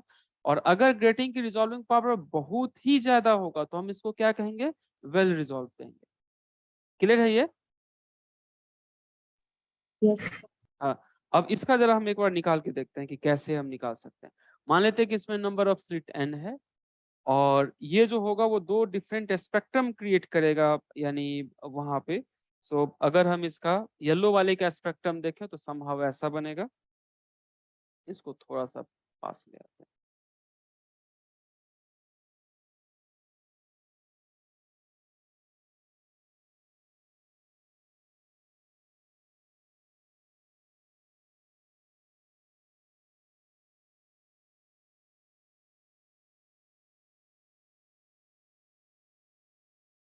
पहले एक बार येलो वाले का पैटर्न देख लेते हैं, यानी ये कैसा स्पेक्ट्रम बनाएगा, फिर उसमें रिजोल्यूशन वाली कैसे केस होगी।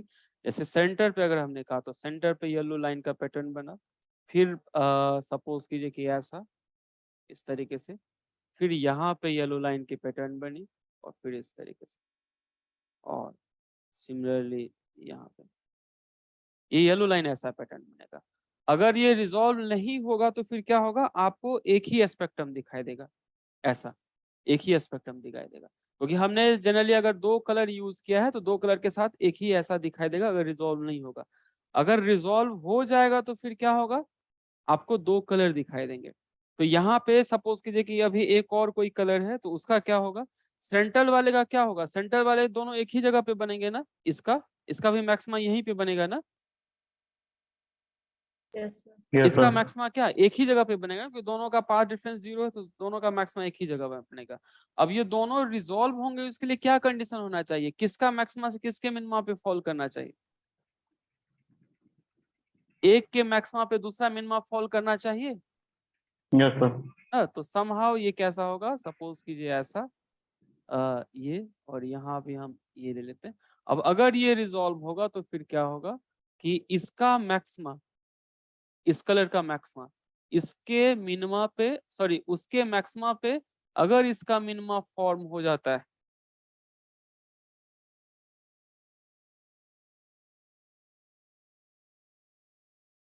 जैसे अभी ये जो सिचुएशन है, राइट, यहाँ ये जो इसका मैक्सिमा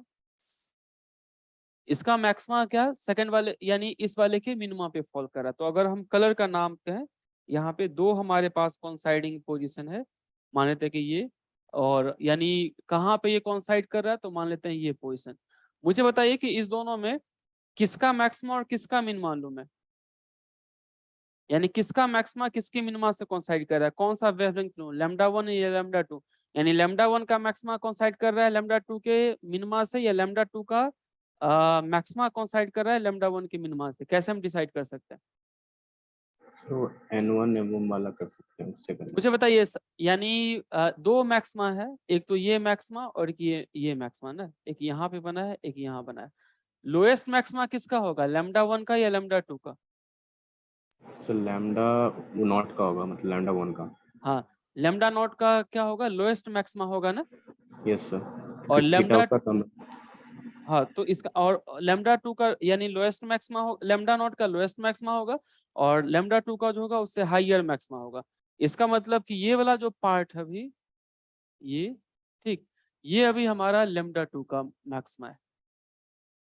ये चीज समझ में आया कि बच्चा कि ऊपर वाला मैक्सिमा जो होगा वो लैम्डा 2 का होगा, क्योंकि लैम्डा 1 कम है, तो इसका मैक्सिमा ये होगा, ये लैम्डा 1 का मैक्सिमा होगा। मान लेते हैं कि ये nth ऑर्डर का ही है, तो ये लैम्डा 1 का मैक्सिमा होगा, और ये जो होगा वो लैम्डा 2 का होगा, क्योंकि लैम्डा 2 की एंगल ज्यादा है इसलिए इसका मैक्सिमा ऊपर होगा। ये चीज समझ में आ गया सबको? Yes, sir. हम्म, अब होगा क्या कि इसका मतलब लैम्डा 2 के मैक्सिमा पे लैम्डा 1 का क्या फॉल कर रहा है, Minimum. मिनिमम। मिनिमा ना। तो ये ऐसा पोजीशन है कि लैम्डा 2 का मैक्सिमा है, यानी मैक्सिमा ऑफ लैम्डा 2, ये लाइन ऐसा है, मैक्सिमा ऑफ लैम्डा 2, और ये पोजीशन कौन सा मिनिमा है, सेकेंडरी मिनिमा या प्राइमरी मिनिमा बच्चे लोग? सेकेंडरी। Secondary minima. तो ये जो लाइन कॉन्साइड कर रहा है वो मैक्सिमा ऑफ लैम्डा 2 कॉन्साइड कर रहा है मिनिमा ऑफ लैम्डा 1 से। ऑब्वियसली यहाँ पे हम सेकेंडरी मिनिमा से काम चलाएंगे, क्योंकि अगर इक्वल है तो हम ये सारा ठीक। अब मुझे बताइए कि यहाँ से रिजॉल्विंग पावर का फिर फॉर्मूला क्या हो जाएगा, ये दोनों का एक्सप्रेशन हमें लिखना होगा, क्योंकि ये मिनिमा ऑफ लैम्डा 1 है और ये चीज मैक्सिमा ऑफ लैम्डा 2 भी है। इसका एक्सप्रेशन हम कैसे लिखेंगे? यहाँ अभी तक हमने जो भी लिखा ये चीज समझ में आ गया बच्चे लोग? सिचुएशन दो कलर है, दो कलर का यानी ये ग्रेटिंग रिजॉल्व कर पाएगा या नहीं, तो हमें ग्रेटिंग की रिजॉल्विंग पावर चाहिए, वो अभी हम सॉल्व कर रहे हैं। रिजॉल्व कर पाएगा कब, जब एक का मैक्सिमा दूसरे के मिनिमा पे कॉन्साइड करेगा।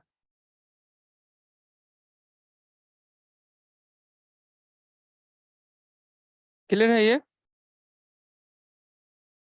लिख लीजिए आप, उसका फिर नेक्स्ट स्लाइड पे मूव करेंगे। तो मैक्सिमम मिनिमा वाला लाइन एक बार फिर से थोड़ा सा लार्ज कर दीजिए ना, काफी ज्यादा अच्छा। छोटा दिख नहीं रहा है।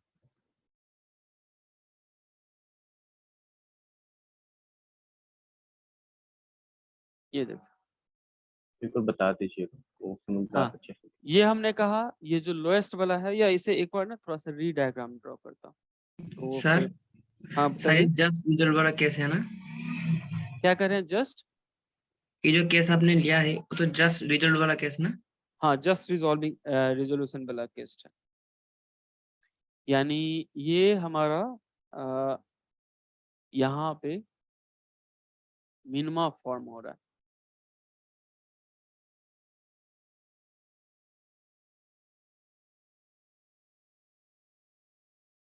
ये मिनिमा फॉर्म है, यानी इसका मिनिमा ये जो येलो वाला चल रहा था उसके मैक्सिमा पे फॉल हो रहा है। ये येलो वाला का मैक्सिमा है और इसका मिनिमा है।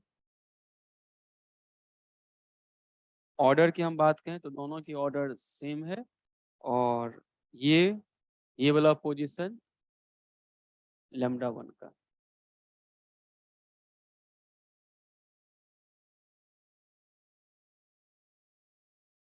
ये ड्रॉ कर लिया आप लोगों ने? सर हाँ बताइए। सर डिस्पर्सिव पावर और रिजर्विंग पावर के दोनों में फर्क क्या है? कोई और मुझे बता सकता है क्या फर्क है?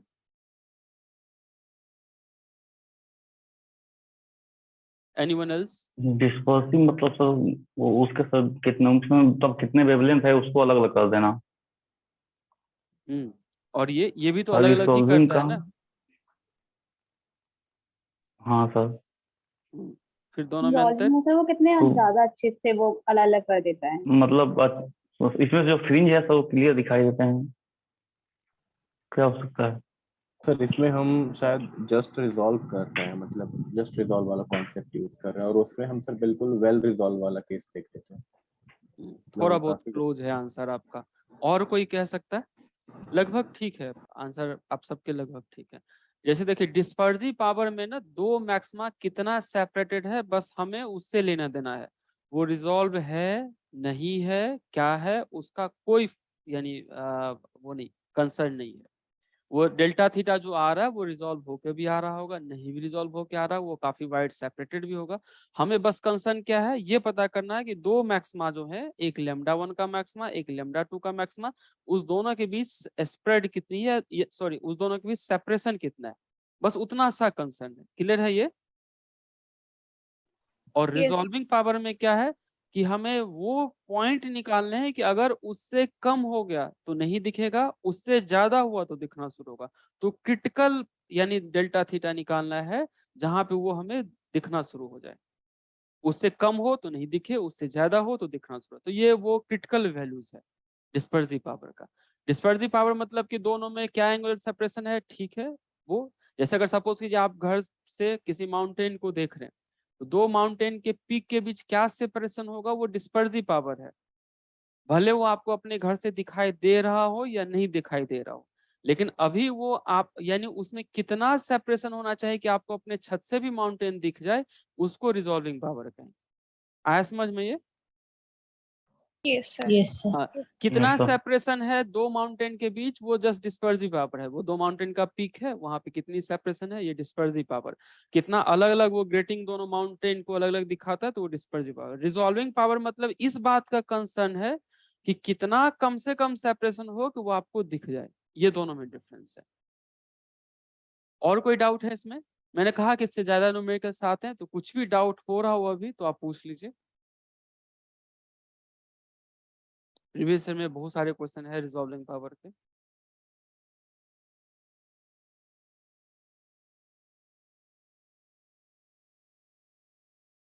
सोचिए इसमें कहीं कोई डाउट है तो बताइए, या अगर आप लोगों ने लिख लिया है तो हम नेक्स्ट इसकी न्यूमेरिकल्स डिराइव करें, यानी फॉर्मूला डिराइव करें। अभी तो हमने रिक्वायर्ड के लिए कहा।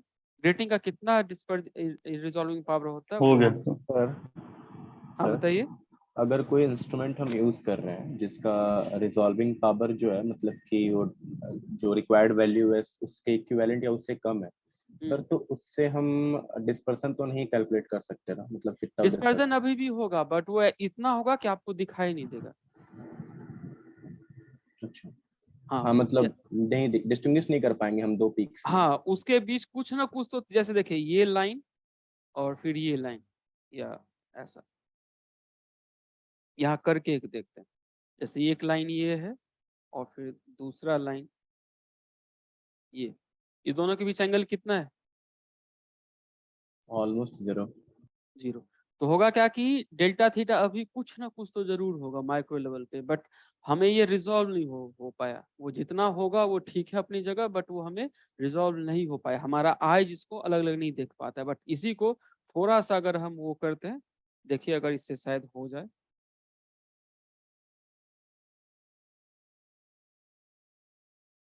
स्क्रीन का रिजोल्यूशन उतना नहीं है सर। अब आपको अलग अलग दिख रहा है क्या? मुझे तो हल्का सा दिख रहा है यहाँ से। हाँ सर, आगे थोड़ा दिख रहा है पीक। हाँ, इसका मतलब क्या हुआ? अगर पहले हम कहते हैं ना कि उस दोनों के बीच सेपरेशन है ही नहीं, यानी डिस्पर्सिव पावर है ही नहीं, तो वो गलत था ना। अभी क्या हुआ कि पहले वाले चीज के लिए ना इसका डिस्पर्सिव पावर 0 था, सपोज कि नहीं दिख रहा था। अभी क्या हुआ कि हमने फिंगर से क्या कर दिया, इसको ज्यादा से ज्यादा सेपरेट कर दिया। दोनों मैक्सिमा का जो पीक बन रहा है वो थोड़ा सा सेपरेटेड है। तो इस सिचुएशन में पहले भी सेपरेशन उतना ही था जितना अभी होगा ना, बट पहले हमारी आइज रिजोल्व नहीं कर पा रही थी, अभी हमारी आइज इसे रिजोल्व कर पा रही है। डेल्टा थीटा तो अभी जितना है, ऐसा नहीं कि हमने इसे ना कम ज्यादा करके, यानी इसका मैंने कम ज्यादा करके इसका डेल्टा थीटा चेंज किया है। मैं कुछ नहीं कर रहा हूँ, डेल्टा थीटा वही है जो पहले था। लेकिन मैं क्या कर रहा हूँ बच्चा, कि इस इंस्ट्रूमेंट की, ये जो अभी हमारा व्हाइट बोर्ड है, इसकी व्हाइट बोर्ड का मैं क्या बढ़ा रहा हूँ, रिजॉल्विंग पावर बढ़ा रहा हूँ। ठीक। हाँ सर। तो ये दोनों में डिफरेंस है। और कोई डाउट है? ओके, सो आई होप कि ये लिख लिया होगा आप लोगों ने। Yes sir. Yes yes sir. Okay, अब इसको हम, इसका फॉर्मूला हम लिख लेते हैं। आप यहाँ ध्यान रखिए, किसका, यानी मैक्सिमा किसका है, लैम्डा 2 का। मिनिमा किसका है, लैम्डा 1 का। लैम्डा 1। और ये वैसे कौन सी मिनिमा है, एडजेसेंट मिनिमा है बच्चे लोग यस सर। ना। ये जो मिनिमा होगा वो एडजेसेंट मिनिमा होगा ना बच्चा। ये बताइए किसका एडजेसेंट होगा, ये nth मैक्सिमा है, ये भी है ना nth मैक्सिमा, ये वाला पीक। Yes sir.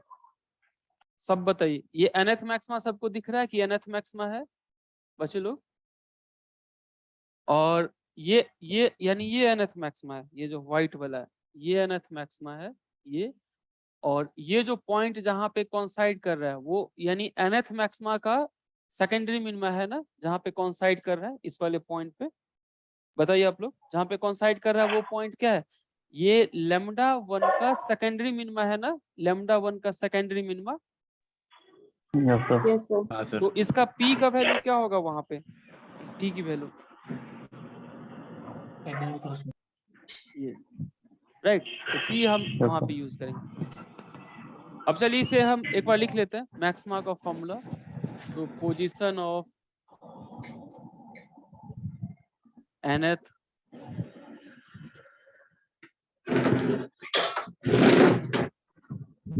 कहीं नॉइज आ रहा है ना,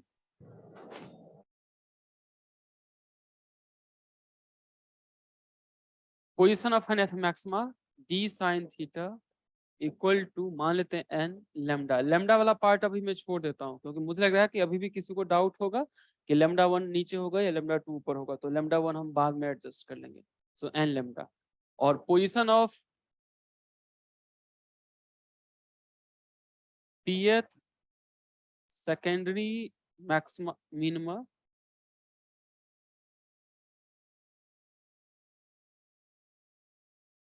adjacent of nth maxima.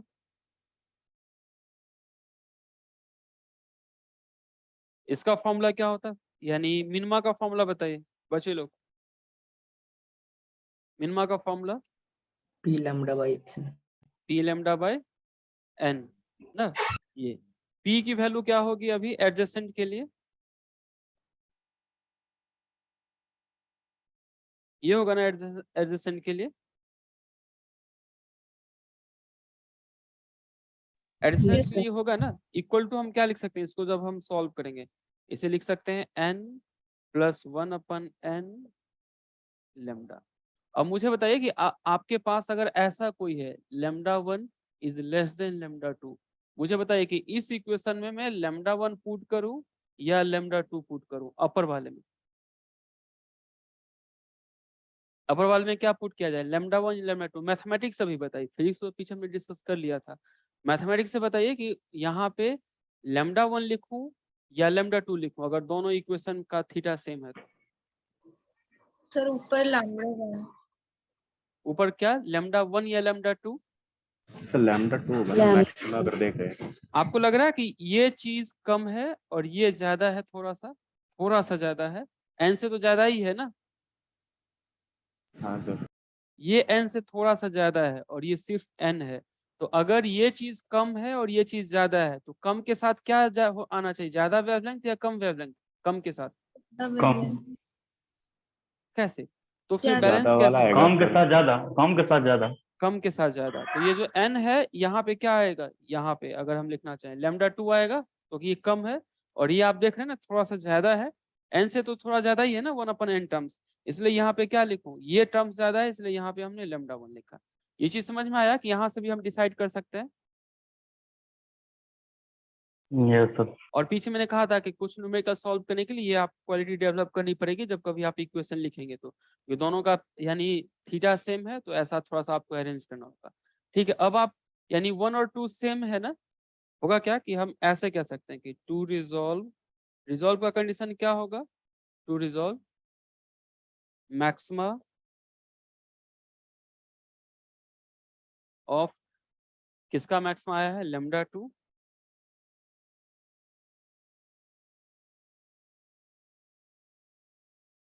coincide with minima of lambda 1 ना, ऐसा ये कॉन्साइड होना चाहिए। कॉन्साइड मतलब क्या हुआ, दोनों की थीटा सेम होगी, और दोनों की थीटा अगर सेम होगी तो 1 और 2 से क्या लिखा जा सकता है, ये लिख लिया आप लोगों ने, ये लिख लीजिए।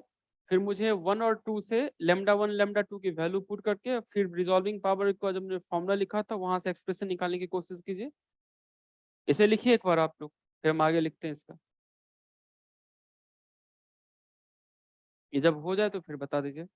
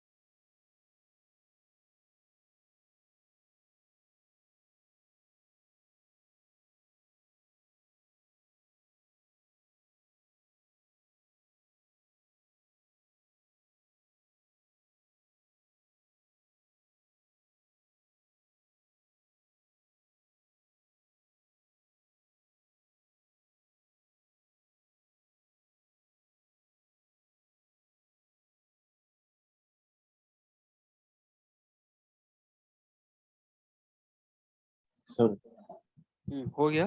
अगर आप, हाँ सर ये हो गया सर, अगर आप इसमें ना छोटे वाले वेवलेंथ का मैक्सिमा लेते और बड़े वाले वेवलेंथ का नीचे वाला एक सेकेंडरी मिनिमा लेते तो उसमें भी सेम ही आंसर आता ना। नहीं, थोड़ा सा यानी इसे एडजस्ट करने में ना दिक्कत होती है, आंसर तो सेम आ जाएगा बट वहां से आंसर लेना थोड़ा सा मेहनत हो जाता है और यहाँ से आंसर लाना इजी होता है। अगर मैं उल्टा भी करता तो भी आ जाता है, बट वहाँ थोड़ा सा फिर आपको यानी कुछ और एजम्पशंस माननी पड़ेगी तब आ जाएगा वो। मतलब सर उल्टा हम से भी सिर्फ आंसर प्लस आ वाला जाएगा। साइन लेंगे क्या इसमें, मतलब क्या प्लस कह रहे वाले हैं के आप, कारण हो रहा है क्या? क्या कह रहे प्लस हैं? वाले के सर, ये प्लस वाला जो है मतलब इसमें उसमें -1 हो जाता है ना यहाँ पे जस्ट। हाँ, -1 कर देंगे तो शायद आ जाएगा वो थोड़ा सा देखना पड़ेगा दूसरे तरीके से ना, कभी कभी मैंने देखा है वो चीजें फंस जाती है, उसे फिर एडजस्टमेंट क्या करना पड़ता है कि यानी एक टर्म्स आता है डेल्टा लेमडा वाला पार्ट, या शायद ऐसा एक टर्म्स आता है जिसे हमें इग्नोर करना पड़ता है काफी स्मॉल के लिए, बट यहाँ शायद नहीं कुछ इग्नोर करना पड़ेगा। Okay sir. वैसे कॉन्सेप्ट तो ये है कि किसी का भी एक का मैक्सिमा दूसरे की मिनिमा पे फॉल करे तो क्या हो जाएगा, वो यानी रिजॉल्व हो पाएगा। कॉन्सेप्ट वो है, तो आप आइदर वे इसे कर सकते हैं। यहाँ मैथमेटिकली ये थोड़ा इजियर। ये लिख लिया आप लोगों ने? Yes sir. यस सो अब आप इस दोनों को इक्वेट करते हैं, क्योंकि एंगल सेम है इसलिए हम इक्वेट कर पा रहे हैं। So as the angular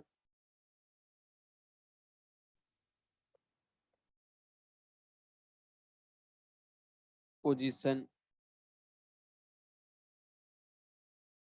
are same, ये सेम एंगुलर पोजीशन है, इसलिए हम लिख पाएंगे क्या, पहला हमारा था n लैम्डा 1, दूसरा हमारा कितना आया है, दूसरा हमारा आया है मुझे लगता है ये n 1/n, n 1/n, और ये लैम्डा 2। वैल्यू एक बार पुट करते हैं, सॉरी उल्टा तो नहीं लिख दिया मैंने? सर वो एन लैम्डा टू हाँ है। हाँ उल्टा लिख दिया। ये लैम्डा 2 था, ये लैम्डा 1, ये लैम्डा 2 और फिर ये लैम्डा 1। सो इसे सॉल्व कीजिए। यहाँ पे इसे लैम्डा 2 की वैल्यू हमारा कितना था, एल डेल्टा लैम्डा ये, और यहाँ से n 1/n, और लैम्डा 1 की वैल्यू कितनी थी, लैम्डा नॉट। यहाँ से और थोड़ा सा अगर आप इसे एक्सपेंड करना चाहें तो आप लिख सकते हैं n लैम्डा नॉट, यहाँ से लिख सकते हैं n डेल्टा लैम्डा, इसे लिखा जा सकता है n लैम्डा नॉट, यहाँ से लिखा जा सकता है लैम्डा नॉट बाई n। मुझे बताइए कि आपको रिजॉल्विंग पावर के लिए वैल्यू क्या सब चाहिए, किस चीज की वैल्यू चाहिए रिजॉल्विंग पावर के लिए? रिजॉल्विंग पावर स्पेक्ट्रल का क्या होता है, lambda naught by delta lambda. तो आप इसे सॉल्व कर लीजिए किस चीज के लिए, तो lambda naught by delta lambda क्या आ जाएगा, n into capital N। n into n, ये ऐसा। सो ये इंपॉर्टेंट लाइन, इसका मतलब क्या हुआ, that is RP of grating. अभी जो हमने निकाला है ना आरपी की वैल्यू, जैसे अगर आरपी में ऐसा लिखता हूँ lambda naught by delta lambda, ये मैंने किसका लिखा है, ग्रेटिंग का लिखा है या कलर का लिखा? कलर। और अब अगर मैं ऐसा लिखता हूँ n into n, ये येलो मैंने किसका लिखा है, ग्रेटिंग का। ग्रेटिंग का ना।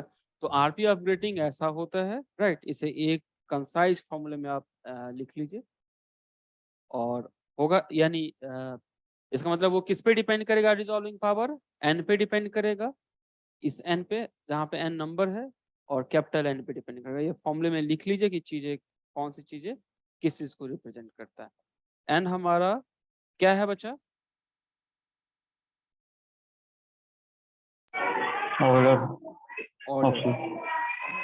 Order of maxima. Capital N क्या है, number of number of slits. तो जितना ज्यादा स्लिट्स होगा उतना उसका रिजॉल्विंग पावर ज्यादा होगा, राइट। इसका मतलब कि जब हम 15,000 बनाते हैं तो पर्पस ये रहता है कि अगर ज्यादा हो, जितना ज्यादा हो जाए तो उतना ज्यादा बेटर से रिजॉल्व हो। जैसे सिंगल स्लिट से नहीं होगा, डबल ट्रिपल ऐसे से नहीं होंगे, लार्ज नंबर हम यूज करेंगे तब जाके वो फिर क्या होगा, बेटर से रिजॉल्व हो जाएगा। ओके, यहाँ तक लिख लिया आप लोगों ने? Just a minute sir. Sir lambda naught पे आप क्या कह रहे हो? लैम्डा नॉट को मीन वेवलेंथ कहेंगे, आपको अगर लिखना है तो लिख लीजिए मीन वेवलेंथ।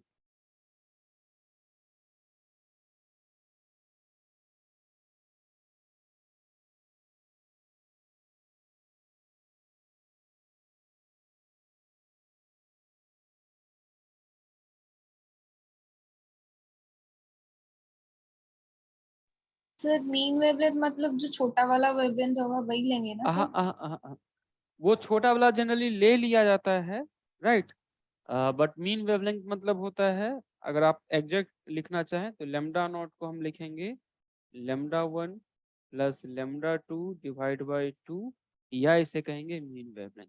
जनरली छोटा वाला ही ले लिया जाता है अगर दोनों में डिफरेंस ज्यादा नहीं है तो, नहीं तो फिर आपके जो जैम में आया हुआ है वो दोनों टाइप के आए हुए हैं। एक में तो ऐसा था कि यानी एक छोटा है और एक लार्जर है तो फिर छोटे वाले को मान लिया, बट एक क्वेश्चन में ऐसा है कि फिर लेमडा नॉट तभी हम कह सकते हैं जब दोनों का मीन लिया जाए, या उसका आंसर तभी आएगा जब दो वेवलेंथ का मीन आया जाए। तो लेमडा नॉट बाय थ्योरेटिकली कौन सा करेक्ट है, तो lambda 1 plus lambda 2 divide by 2, उसको हम मीन वेवलेंथ कहेंगे। ठीक, तो लेमडा नॉट वो mean wavelength.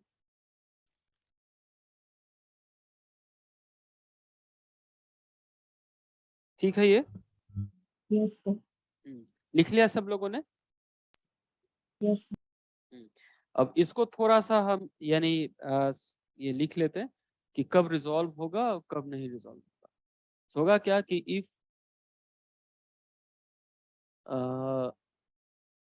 lambda naught by delta lambda is more than n into n, मुझे बताइए रिजॉल्व होगा या नहीं होगा? नहीं सर। इस चीज को अगर मैं कहूं तो क्या कहा जा सकता है? इसे कहा जा सकता है रिक्वायर्ड रिजॉल्विंग पावर, यानी जूते का दाम। इसे कहा जा सकता है रिक्वायर्ड रिजॉल्विंग पावर। इस चीज को क्या कहा जा सकता है अगर मैं नाम देना चाहूँ तो?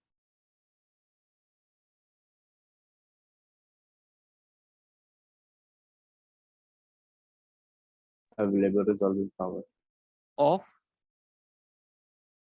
किसका? ग्रेडिंग। ग्रेटिंग। ये अभी सिचुएशन में हमारा क्या है, रिक्वायरमेंट ज्यादा है और अवेलेबल क्या है, कम ना। जूते का दाम ज्यादा है और जेब में पैसे कम, ऐसी पैसे चीज। कम। क्लियर है ये? Yes sir. तो इसको हम क्या कहेंगे, एंड रिजल्ट इसका क्या होगा?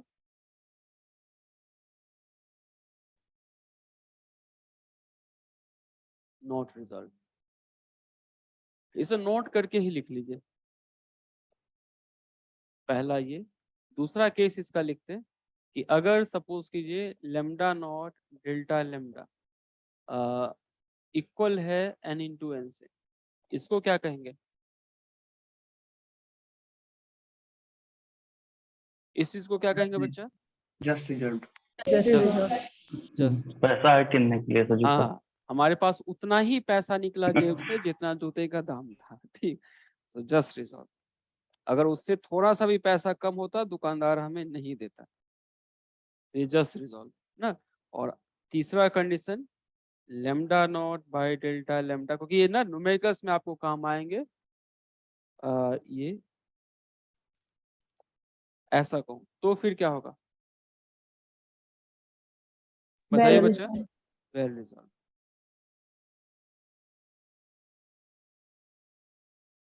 ऐसा जस्ट रिजॉल्व का अगर डायग्राम बनाए तो आपको याद होगा, ऐसा था वेल रिजॉल्व का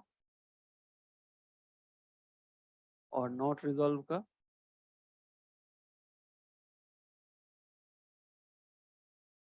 ऐसा।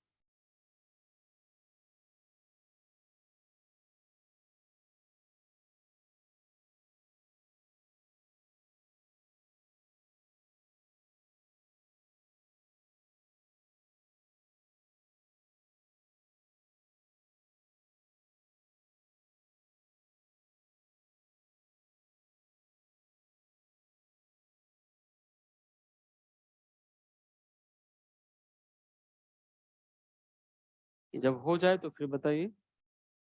That is the end of diffraction topic.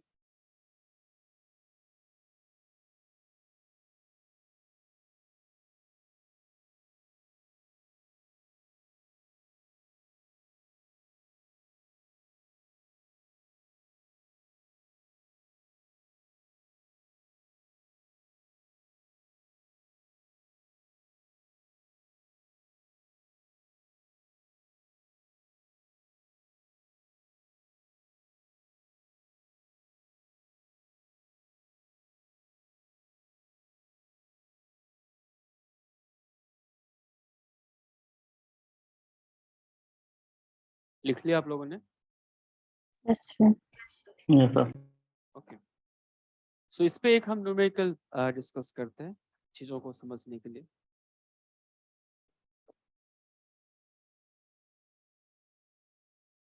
Find the minimum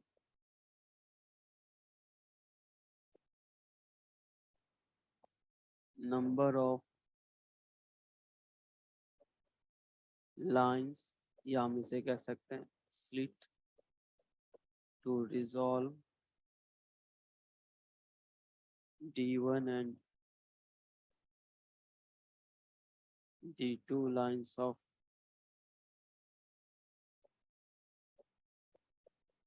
sodium light.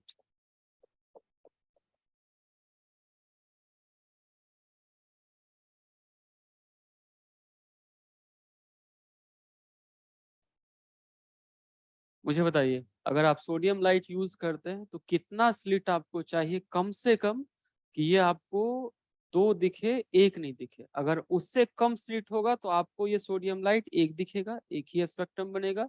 उसके बराबर होगा तो मुश्किल से दो दिख जाएगा, उससे ज्यादा होगा तब तो फिर वेल आपको अच्छे से दिखेगा वो।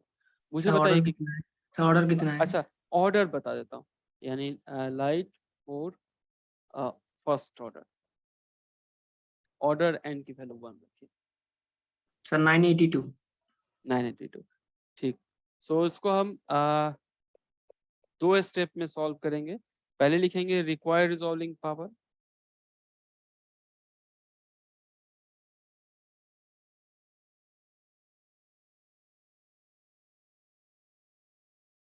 रिक्वायर्ड रिजॉल्विंग पावर का फॉर्मूला मैंने क्या कहा बच्चा लोग? Lambda naught by delta lambda ना, ये। अब मुझे बताइए कि लेमडा नॉट की वैल्यू कितनी होगी?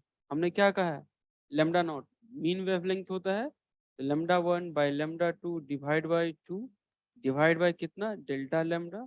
सो इसकी वैल्यू कितने आ जाएंगे, lambda 1 plus lambda 2 divide by 2 का, दोनों का सम कीजिए, 2 से डिवाइड दीजिए तो 5893 एंगस्ट्रॉम। डेल्टा लेमडा की वैल्यू कितनी आएगी, 6 एंगस्ट्रॉम। ये होगा ना? Yes sir.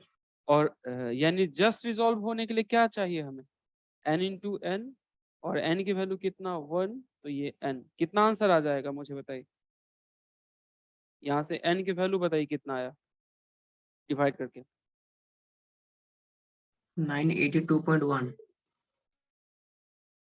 982.1। मुझे बताइए आपको n कितना, यानी फिर इसका मतलब कितना स्लिट चाहिए आपको, 982 या 983? 983। 983। ऐसा ही एग्जाम के साथ क्रिटिकल यानी कुछ वैल्यू दे रखा है, फिर उसने आंसर पूछा है कि क्या होगा। जैसे अगर वैल्यू इसने ऐसा दे रखा है 1.45, ऐसा एग्जाम का प्रीवियस है, उसमें आप सॉल्व करेंगे तो n की वैल्यू आपका ऐसा आएगा। मुझे बताइए कि अगर n की वैल्यू ऐसा है तो आंसर आपको क्या कहना होगा, 1 कहना होगा या 2 कहना होगा?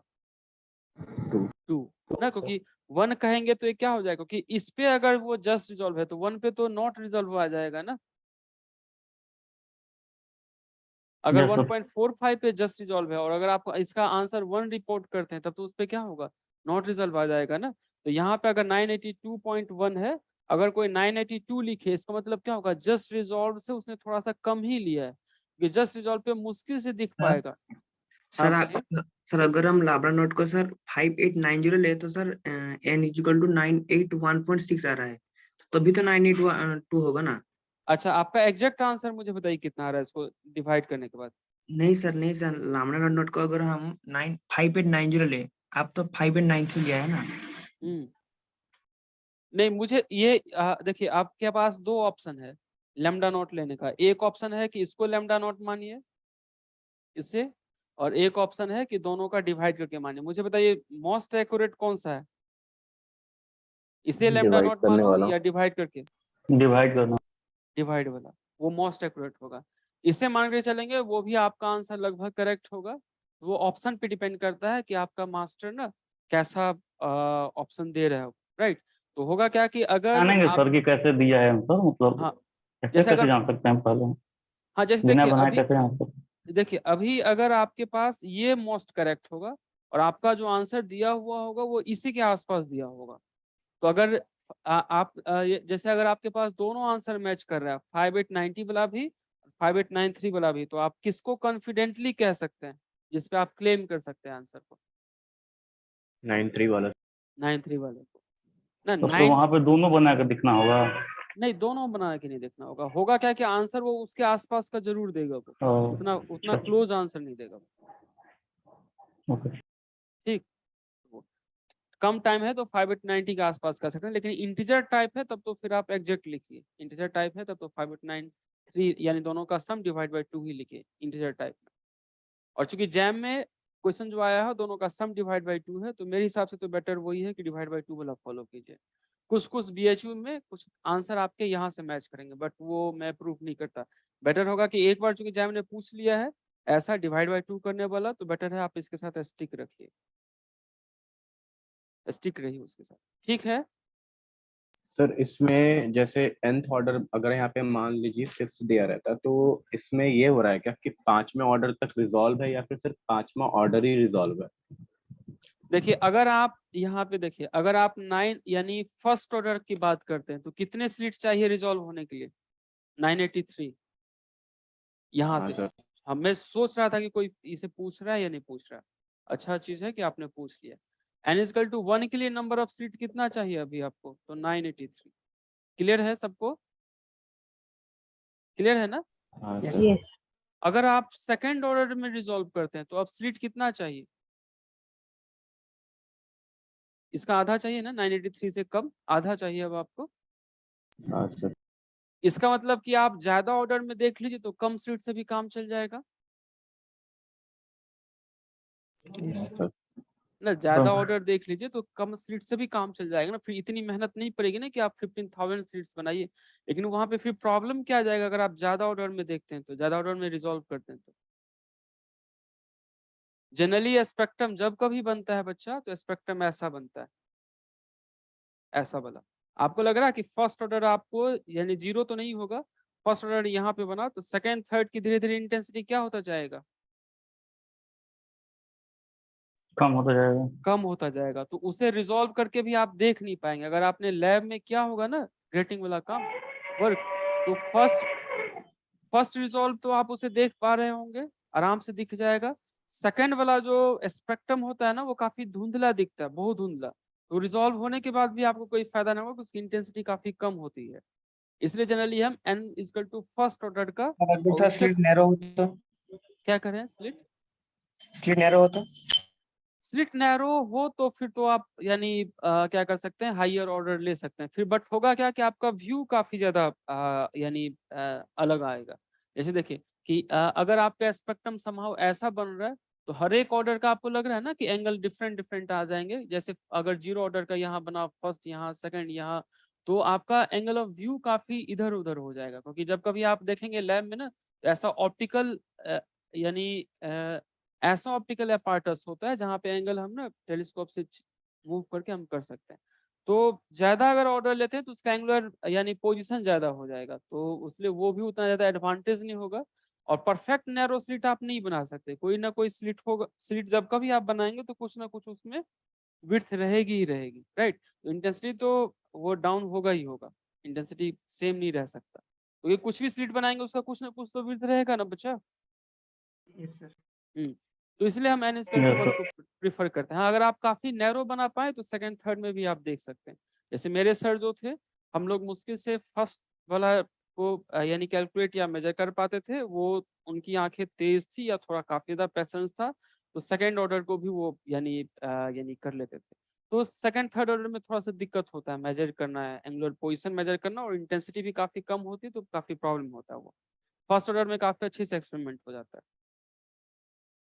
मतलब सर ऐसा है कि अगर 5th ऑर्डर तक हम देख पा रहे हैं मतलब रिजॉल्व है, तो इसका मतलब 4th, 3rd, 2nd, 1st भी होंगे रिजॉल्व वापस में? हाँ वो या ऐसा इसलिए नहीं? हाँ वो इसलिए होता है कि जैसे देखिए कि जब कभी हम ना थीटा की वैल्यू कहते हैं, जैसे देखिए जब कभी आपको थीटा का क्यों ज्यादा ऑर्डर में रिजॉल्व होता है, थीटा की value n lambda by d होता है ना। हाँ सर। और अगर आप y की वैल्यू कहते हैं तो कितना, N lambda D by capital D ऐसा। Capital D. अब होगा क्या कि n अगर ज्यादा होगा, ऑर्डर अगर ज्यादा होंगे तो फिर होगा क्या, एक अगर सपोज कि यहाँ बना तो दूसरा फिर यहाँ फिर तीसरा यहाँ, तो जितना ज्यादा ऑर्डर होगा ना उसके बीच की स्प्रेड उतनी ज्यादा होगी, यानी वो उतना क्या होगा, अलग अलग बनेगा। अलग अलग बनेगा तो फिर वो अच्छे से सेपरेटेड होगा, वो दिख जाएगा वो। तो ज्यादा एंगल होने से भी ना वो फिर यानी ये स्प्रेड हो जाता है, वो पता चल जाता है। कम जब फर्स्ट ऑर्डर की बात हो तो वहां वो दोनों ना पास पास हो सकता है, क्योंकि जैसे अभी हमने इसे यहाँ पे फैलाया था ना, ज्यादा पार्ट किया था तो वो जो पास पास थे वो भी दिखना शुरू हो गया था ना, जब हमने उसे हाँ मैग्नीफाई सर। किया था। तो वहां भी क्या होता है कि जब आप यानी हाइयर ऑर्डर की बात करते हैं तो वो थोड़ा बहुत अपने आप यानी थोड़ा ज्यादा सेपरेशन से दिख जाता है। तो इसलिए यानी ऑर्डर अगर आप ज्यादा लेते हैं तो उसको रिजॉल्व करना थोड़ा सा इजी टास्क होता है ज्यादा ऑर्डर के लिए। ओके, यहाँ तक हो गया, समझ में आ गया बच्चे लोग? Yes sir. यहाँ एक दो चीज और हम इसको एक बार यानी फिजिक्स देख लेते हैं। जैसे अगर मैं ये कहता हूँ फॉर मोनोक्रोमेटिक के लिए, मोनोक्रोमेटिक के लिए मुझे बताइए रिजॉल्विंग पावर कितना चाहिए? इन्फिनिट चाहिए। इन्फिनिट। मोनोक्रोमेटिक, मोनोक्रोमेटिक मतलब डेल्टा लेमडा कितना? 0। डेल्टा लेमडा 0, इसका मतलब आरपी की वैल्यू कितनी? तो lambda naught by delta lambda, ये टेंस टू 0 या ये टेंस टू इन्फिनिटी। इसको रिजॉल्व करने के लिए आपको यानी एन की वैल्यू कितनी चाहिए? कैपिटल एन की, इन्फिनाइट ना? यस अगर yes resolving sir. Power infinity है तो आपको इसको रिजॉल्व करने के लिए कितना नंबर चाहिए? इन्फिनाइट ना? यस। Yes sir. इसका मतलब मोनोक्रोमेटिक अगर आप लाइट लेते हैं तो आप लाख कोशिश कर लीजिए, 15,000 क्या 15 लाख स्लिट्स आप बना लीजिए, वो दो में सेपरेट नहीं होंगे, राइट? अगर वो उसमें कुछ ना कुछ कंपोनेंट होगा तभी सेपरेटेड होंगे। सो अब तो होगा क्या कि यानी यहाँ से आप मोनोक्रोमेटिक को फिल ले सकते हैं कि वो मोनोक्रोमेटिक होगा क्या। सेकंड चीज एक और कि यानी number of slits required to separate n is equal to 0th order. यहाँ मुझे बताइए कितना स्लिट चाहिए 0 ऑर्डर को सेपरेट करने के लिए?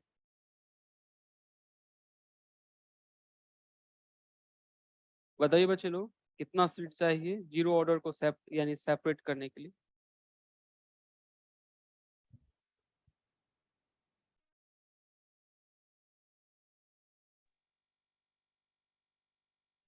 सर आप लोगों ने इनफाइनाइट। अगर n 0 है या फिर इक्वल टू ही हम कह लेते हैं, क्योंकि n तो 0 पॉसिबल है, टेंस का मतलब नहीं। अगर n 0 होगा इसका मतलब n की कितनी वैल्यू होगी? n 0 ऑर्डर को सेपरेट करने के लिए कितना चाहिए आपको? इन्फिनिट। इसको इंटरप्रेट कीजिए, इसको इंटरप्रेट कीजिए और फिर बताइए इसका मतलब क्या। सर क्योंकि सेंटर पे वो कोइंसाइड कर रहे हैं ना, आपने बताया कि सेंटर पे दोनों मैक्सिमा कोइंसाइड करेंगे, तो फिर हम इसको कर ही नहीं सकते। वो सेम केस हो गया कि मोनोक्रोमेटिक है। हाँ, n इक्वल टू अगर 0 होगा, सेंटर पे क्या होगा, दोनों कॉन्साइड करेगा ही करेगा। आप कितना भी लीजिए वो दो अलग अलग नहीं बन पाएंगे, क्योंकि दोनों की पावर डिफरेंस 0, तो दोनों एक ही जगह पे बनेगा ही बनेगा, क्योंकि वो वेवलेंथ से इंडिपेंडेंट है, तो उसको तो आप अलग नहीं कर सकते। ठीक, क्लियर है ये? अलग अलग नहीं कर पाते हैं, वेवलेंथ से इंडिपेंडेंट है, तो फिर एन की वैल्यू मतलब ये तो मुझे समझ आ गया कि ऑब्वियसली अलग तो होगा नहीं, पर इन्फिनिटी क्यों बोल रहे हैं ये बात नहीं ज्यादा सूट कर। ये वेवलेंथ से इंडिपेंडेंट इसलिए कि जैसे देखिए कि सेंटर पे अगर कोई बन रहा है तो क्यों, जैसे मैंने कहा कि इसका मैक्सिमा यहाँ पे बन रहा है और इसका मैक्सिमा यहाँ, क्यों ऐसा था, ऊपर नीचे क्यों बन रहा, किस पे डिपेंडेंट है?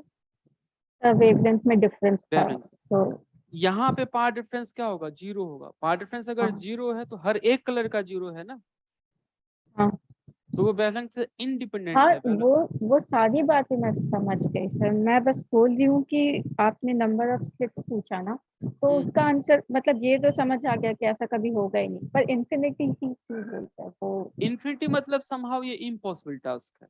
इन्फिनिटी सजेस्ट कर रहा है, it is impossible task to separate the central maxima,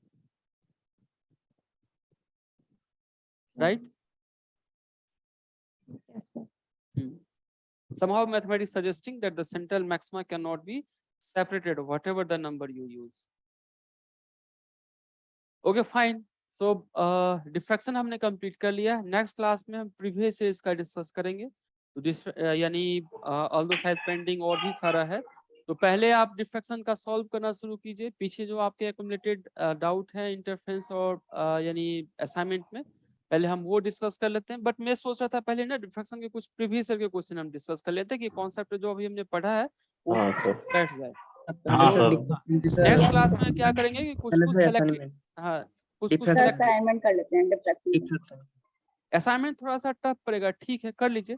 next class में मैं ना कुछ डिफ्रैक्शन के प्रीवियस ईयर डिस्कस करूंगा, जो कुछ अच्छे क्वेश्चन हैं वो, और उसके बाद फिर कुछ असाइनमेंट का अच्छे क्वेश्चन डिस्कस करूंगा। ठीक, तो आप अपने हिसाब से असाइनमेंट सारा कर सकते हैं, प्रीवियस ईयर कर सकते हैं। आप लोग कुछ और क्वेश्चन अच्छे खोज के ला पाए तो ठीक है, कल हम ना इसके डिस्कस करेंगे जो जो अच्छे क्वेश्चन है, उसके बाद फिर आप लोग अपना सॉल्व करना शुरू करें। ठीक, असाइनमेंट और CYQ दोनों सर इसका? कल हम प्रीवियस ईयर डिफ्रैक्शन के डिस्कस करेंगे और असाइनमेंट डिस्कस करेंगे। उसमें जो कुछ अच्छे क्वेश्चन है ना, जो कॉन्सेप्ट को और बिल्डअप करेगा, वो मैं अपने तरफ से डिस्कस करूंगा। आप लोग वैसे उसे सॉल्व करना शुरू कीजिए। ठीक, सर आपने रिसॉल्विंग पावर का असाइनमेंट से डाल दिया है क्या ऐप पर? हाँ मैंने असाइनमेंट 6 जो डाला है, या तो ग्रुप में होगा या आपके ऐप पे होगा, तो वो रिजॉल्व यानी इस डिफ्रैक्शन चैप्टर का ग्रेटिंग का है। ठीक सर कुछ पूछना था सर। अब आप कल पूछ लीजिएगा, अभी सर थोड़ा एक सा छोटा मेरा सा, नेक्स्ट, हाँ नेक्स्ट ओके क्लास सर। है। हाँ बताइए। सर बस ये था ना कि यार एक बार माइक ऑफ कर लेना प्लीज। सर ये डाउट था कि जैसे मिसिंग ऑर्डर में हम देखते थे कि प्राइमरी मैक्सिमास मिस करते थे, मतलब घोस्ट हो जाते थे, जस्ट बिकॉज उनके साथ प्राइमरी मिनिमा जो है कोइंसाइड करता था। घोस्ट उसमें सर मिसिंग ऑर्डर वाले में, लेकिन हाँ। सर क्या ऐसा हो सकता है क्या कि प्राइमरी मैक्सिमा ना मिस करके वो सेकेंडरी मैक्सिमा हो रहा हो जो गायब हो रहा हो? नहीं ऐसा भी तो ऐसा हो सकता है, ऐसा हो सकता है, क्योंकि होगा क्या ना, प्राइमरी मिनिमा जहाँ पे भी फॉल करेगा सबको ले डूबेगा। तो वहाँ हाँ। अगर सेकेंडरी मैक्सिमा फॉल करे वो भी डूब जाएगा, प्राइमरी मैक्सिमा फॉल करे वो भी डूब जाएगा। But missing order as a such define हम करते हैं प्राइमरी मैक्सिमा के लिए, क्योंकि जब कभी लार्ज नंबर ऑफ स्लिट होता है तो इंटेंसिटी सेकेंडरी मैक्सिमा का IS प्रोपोर्शनल टू 1/n² आता है।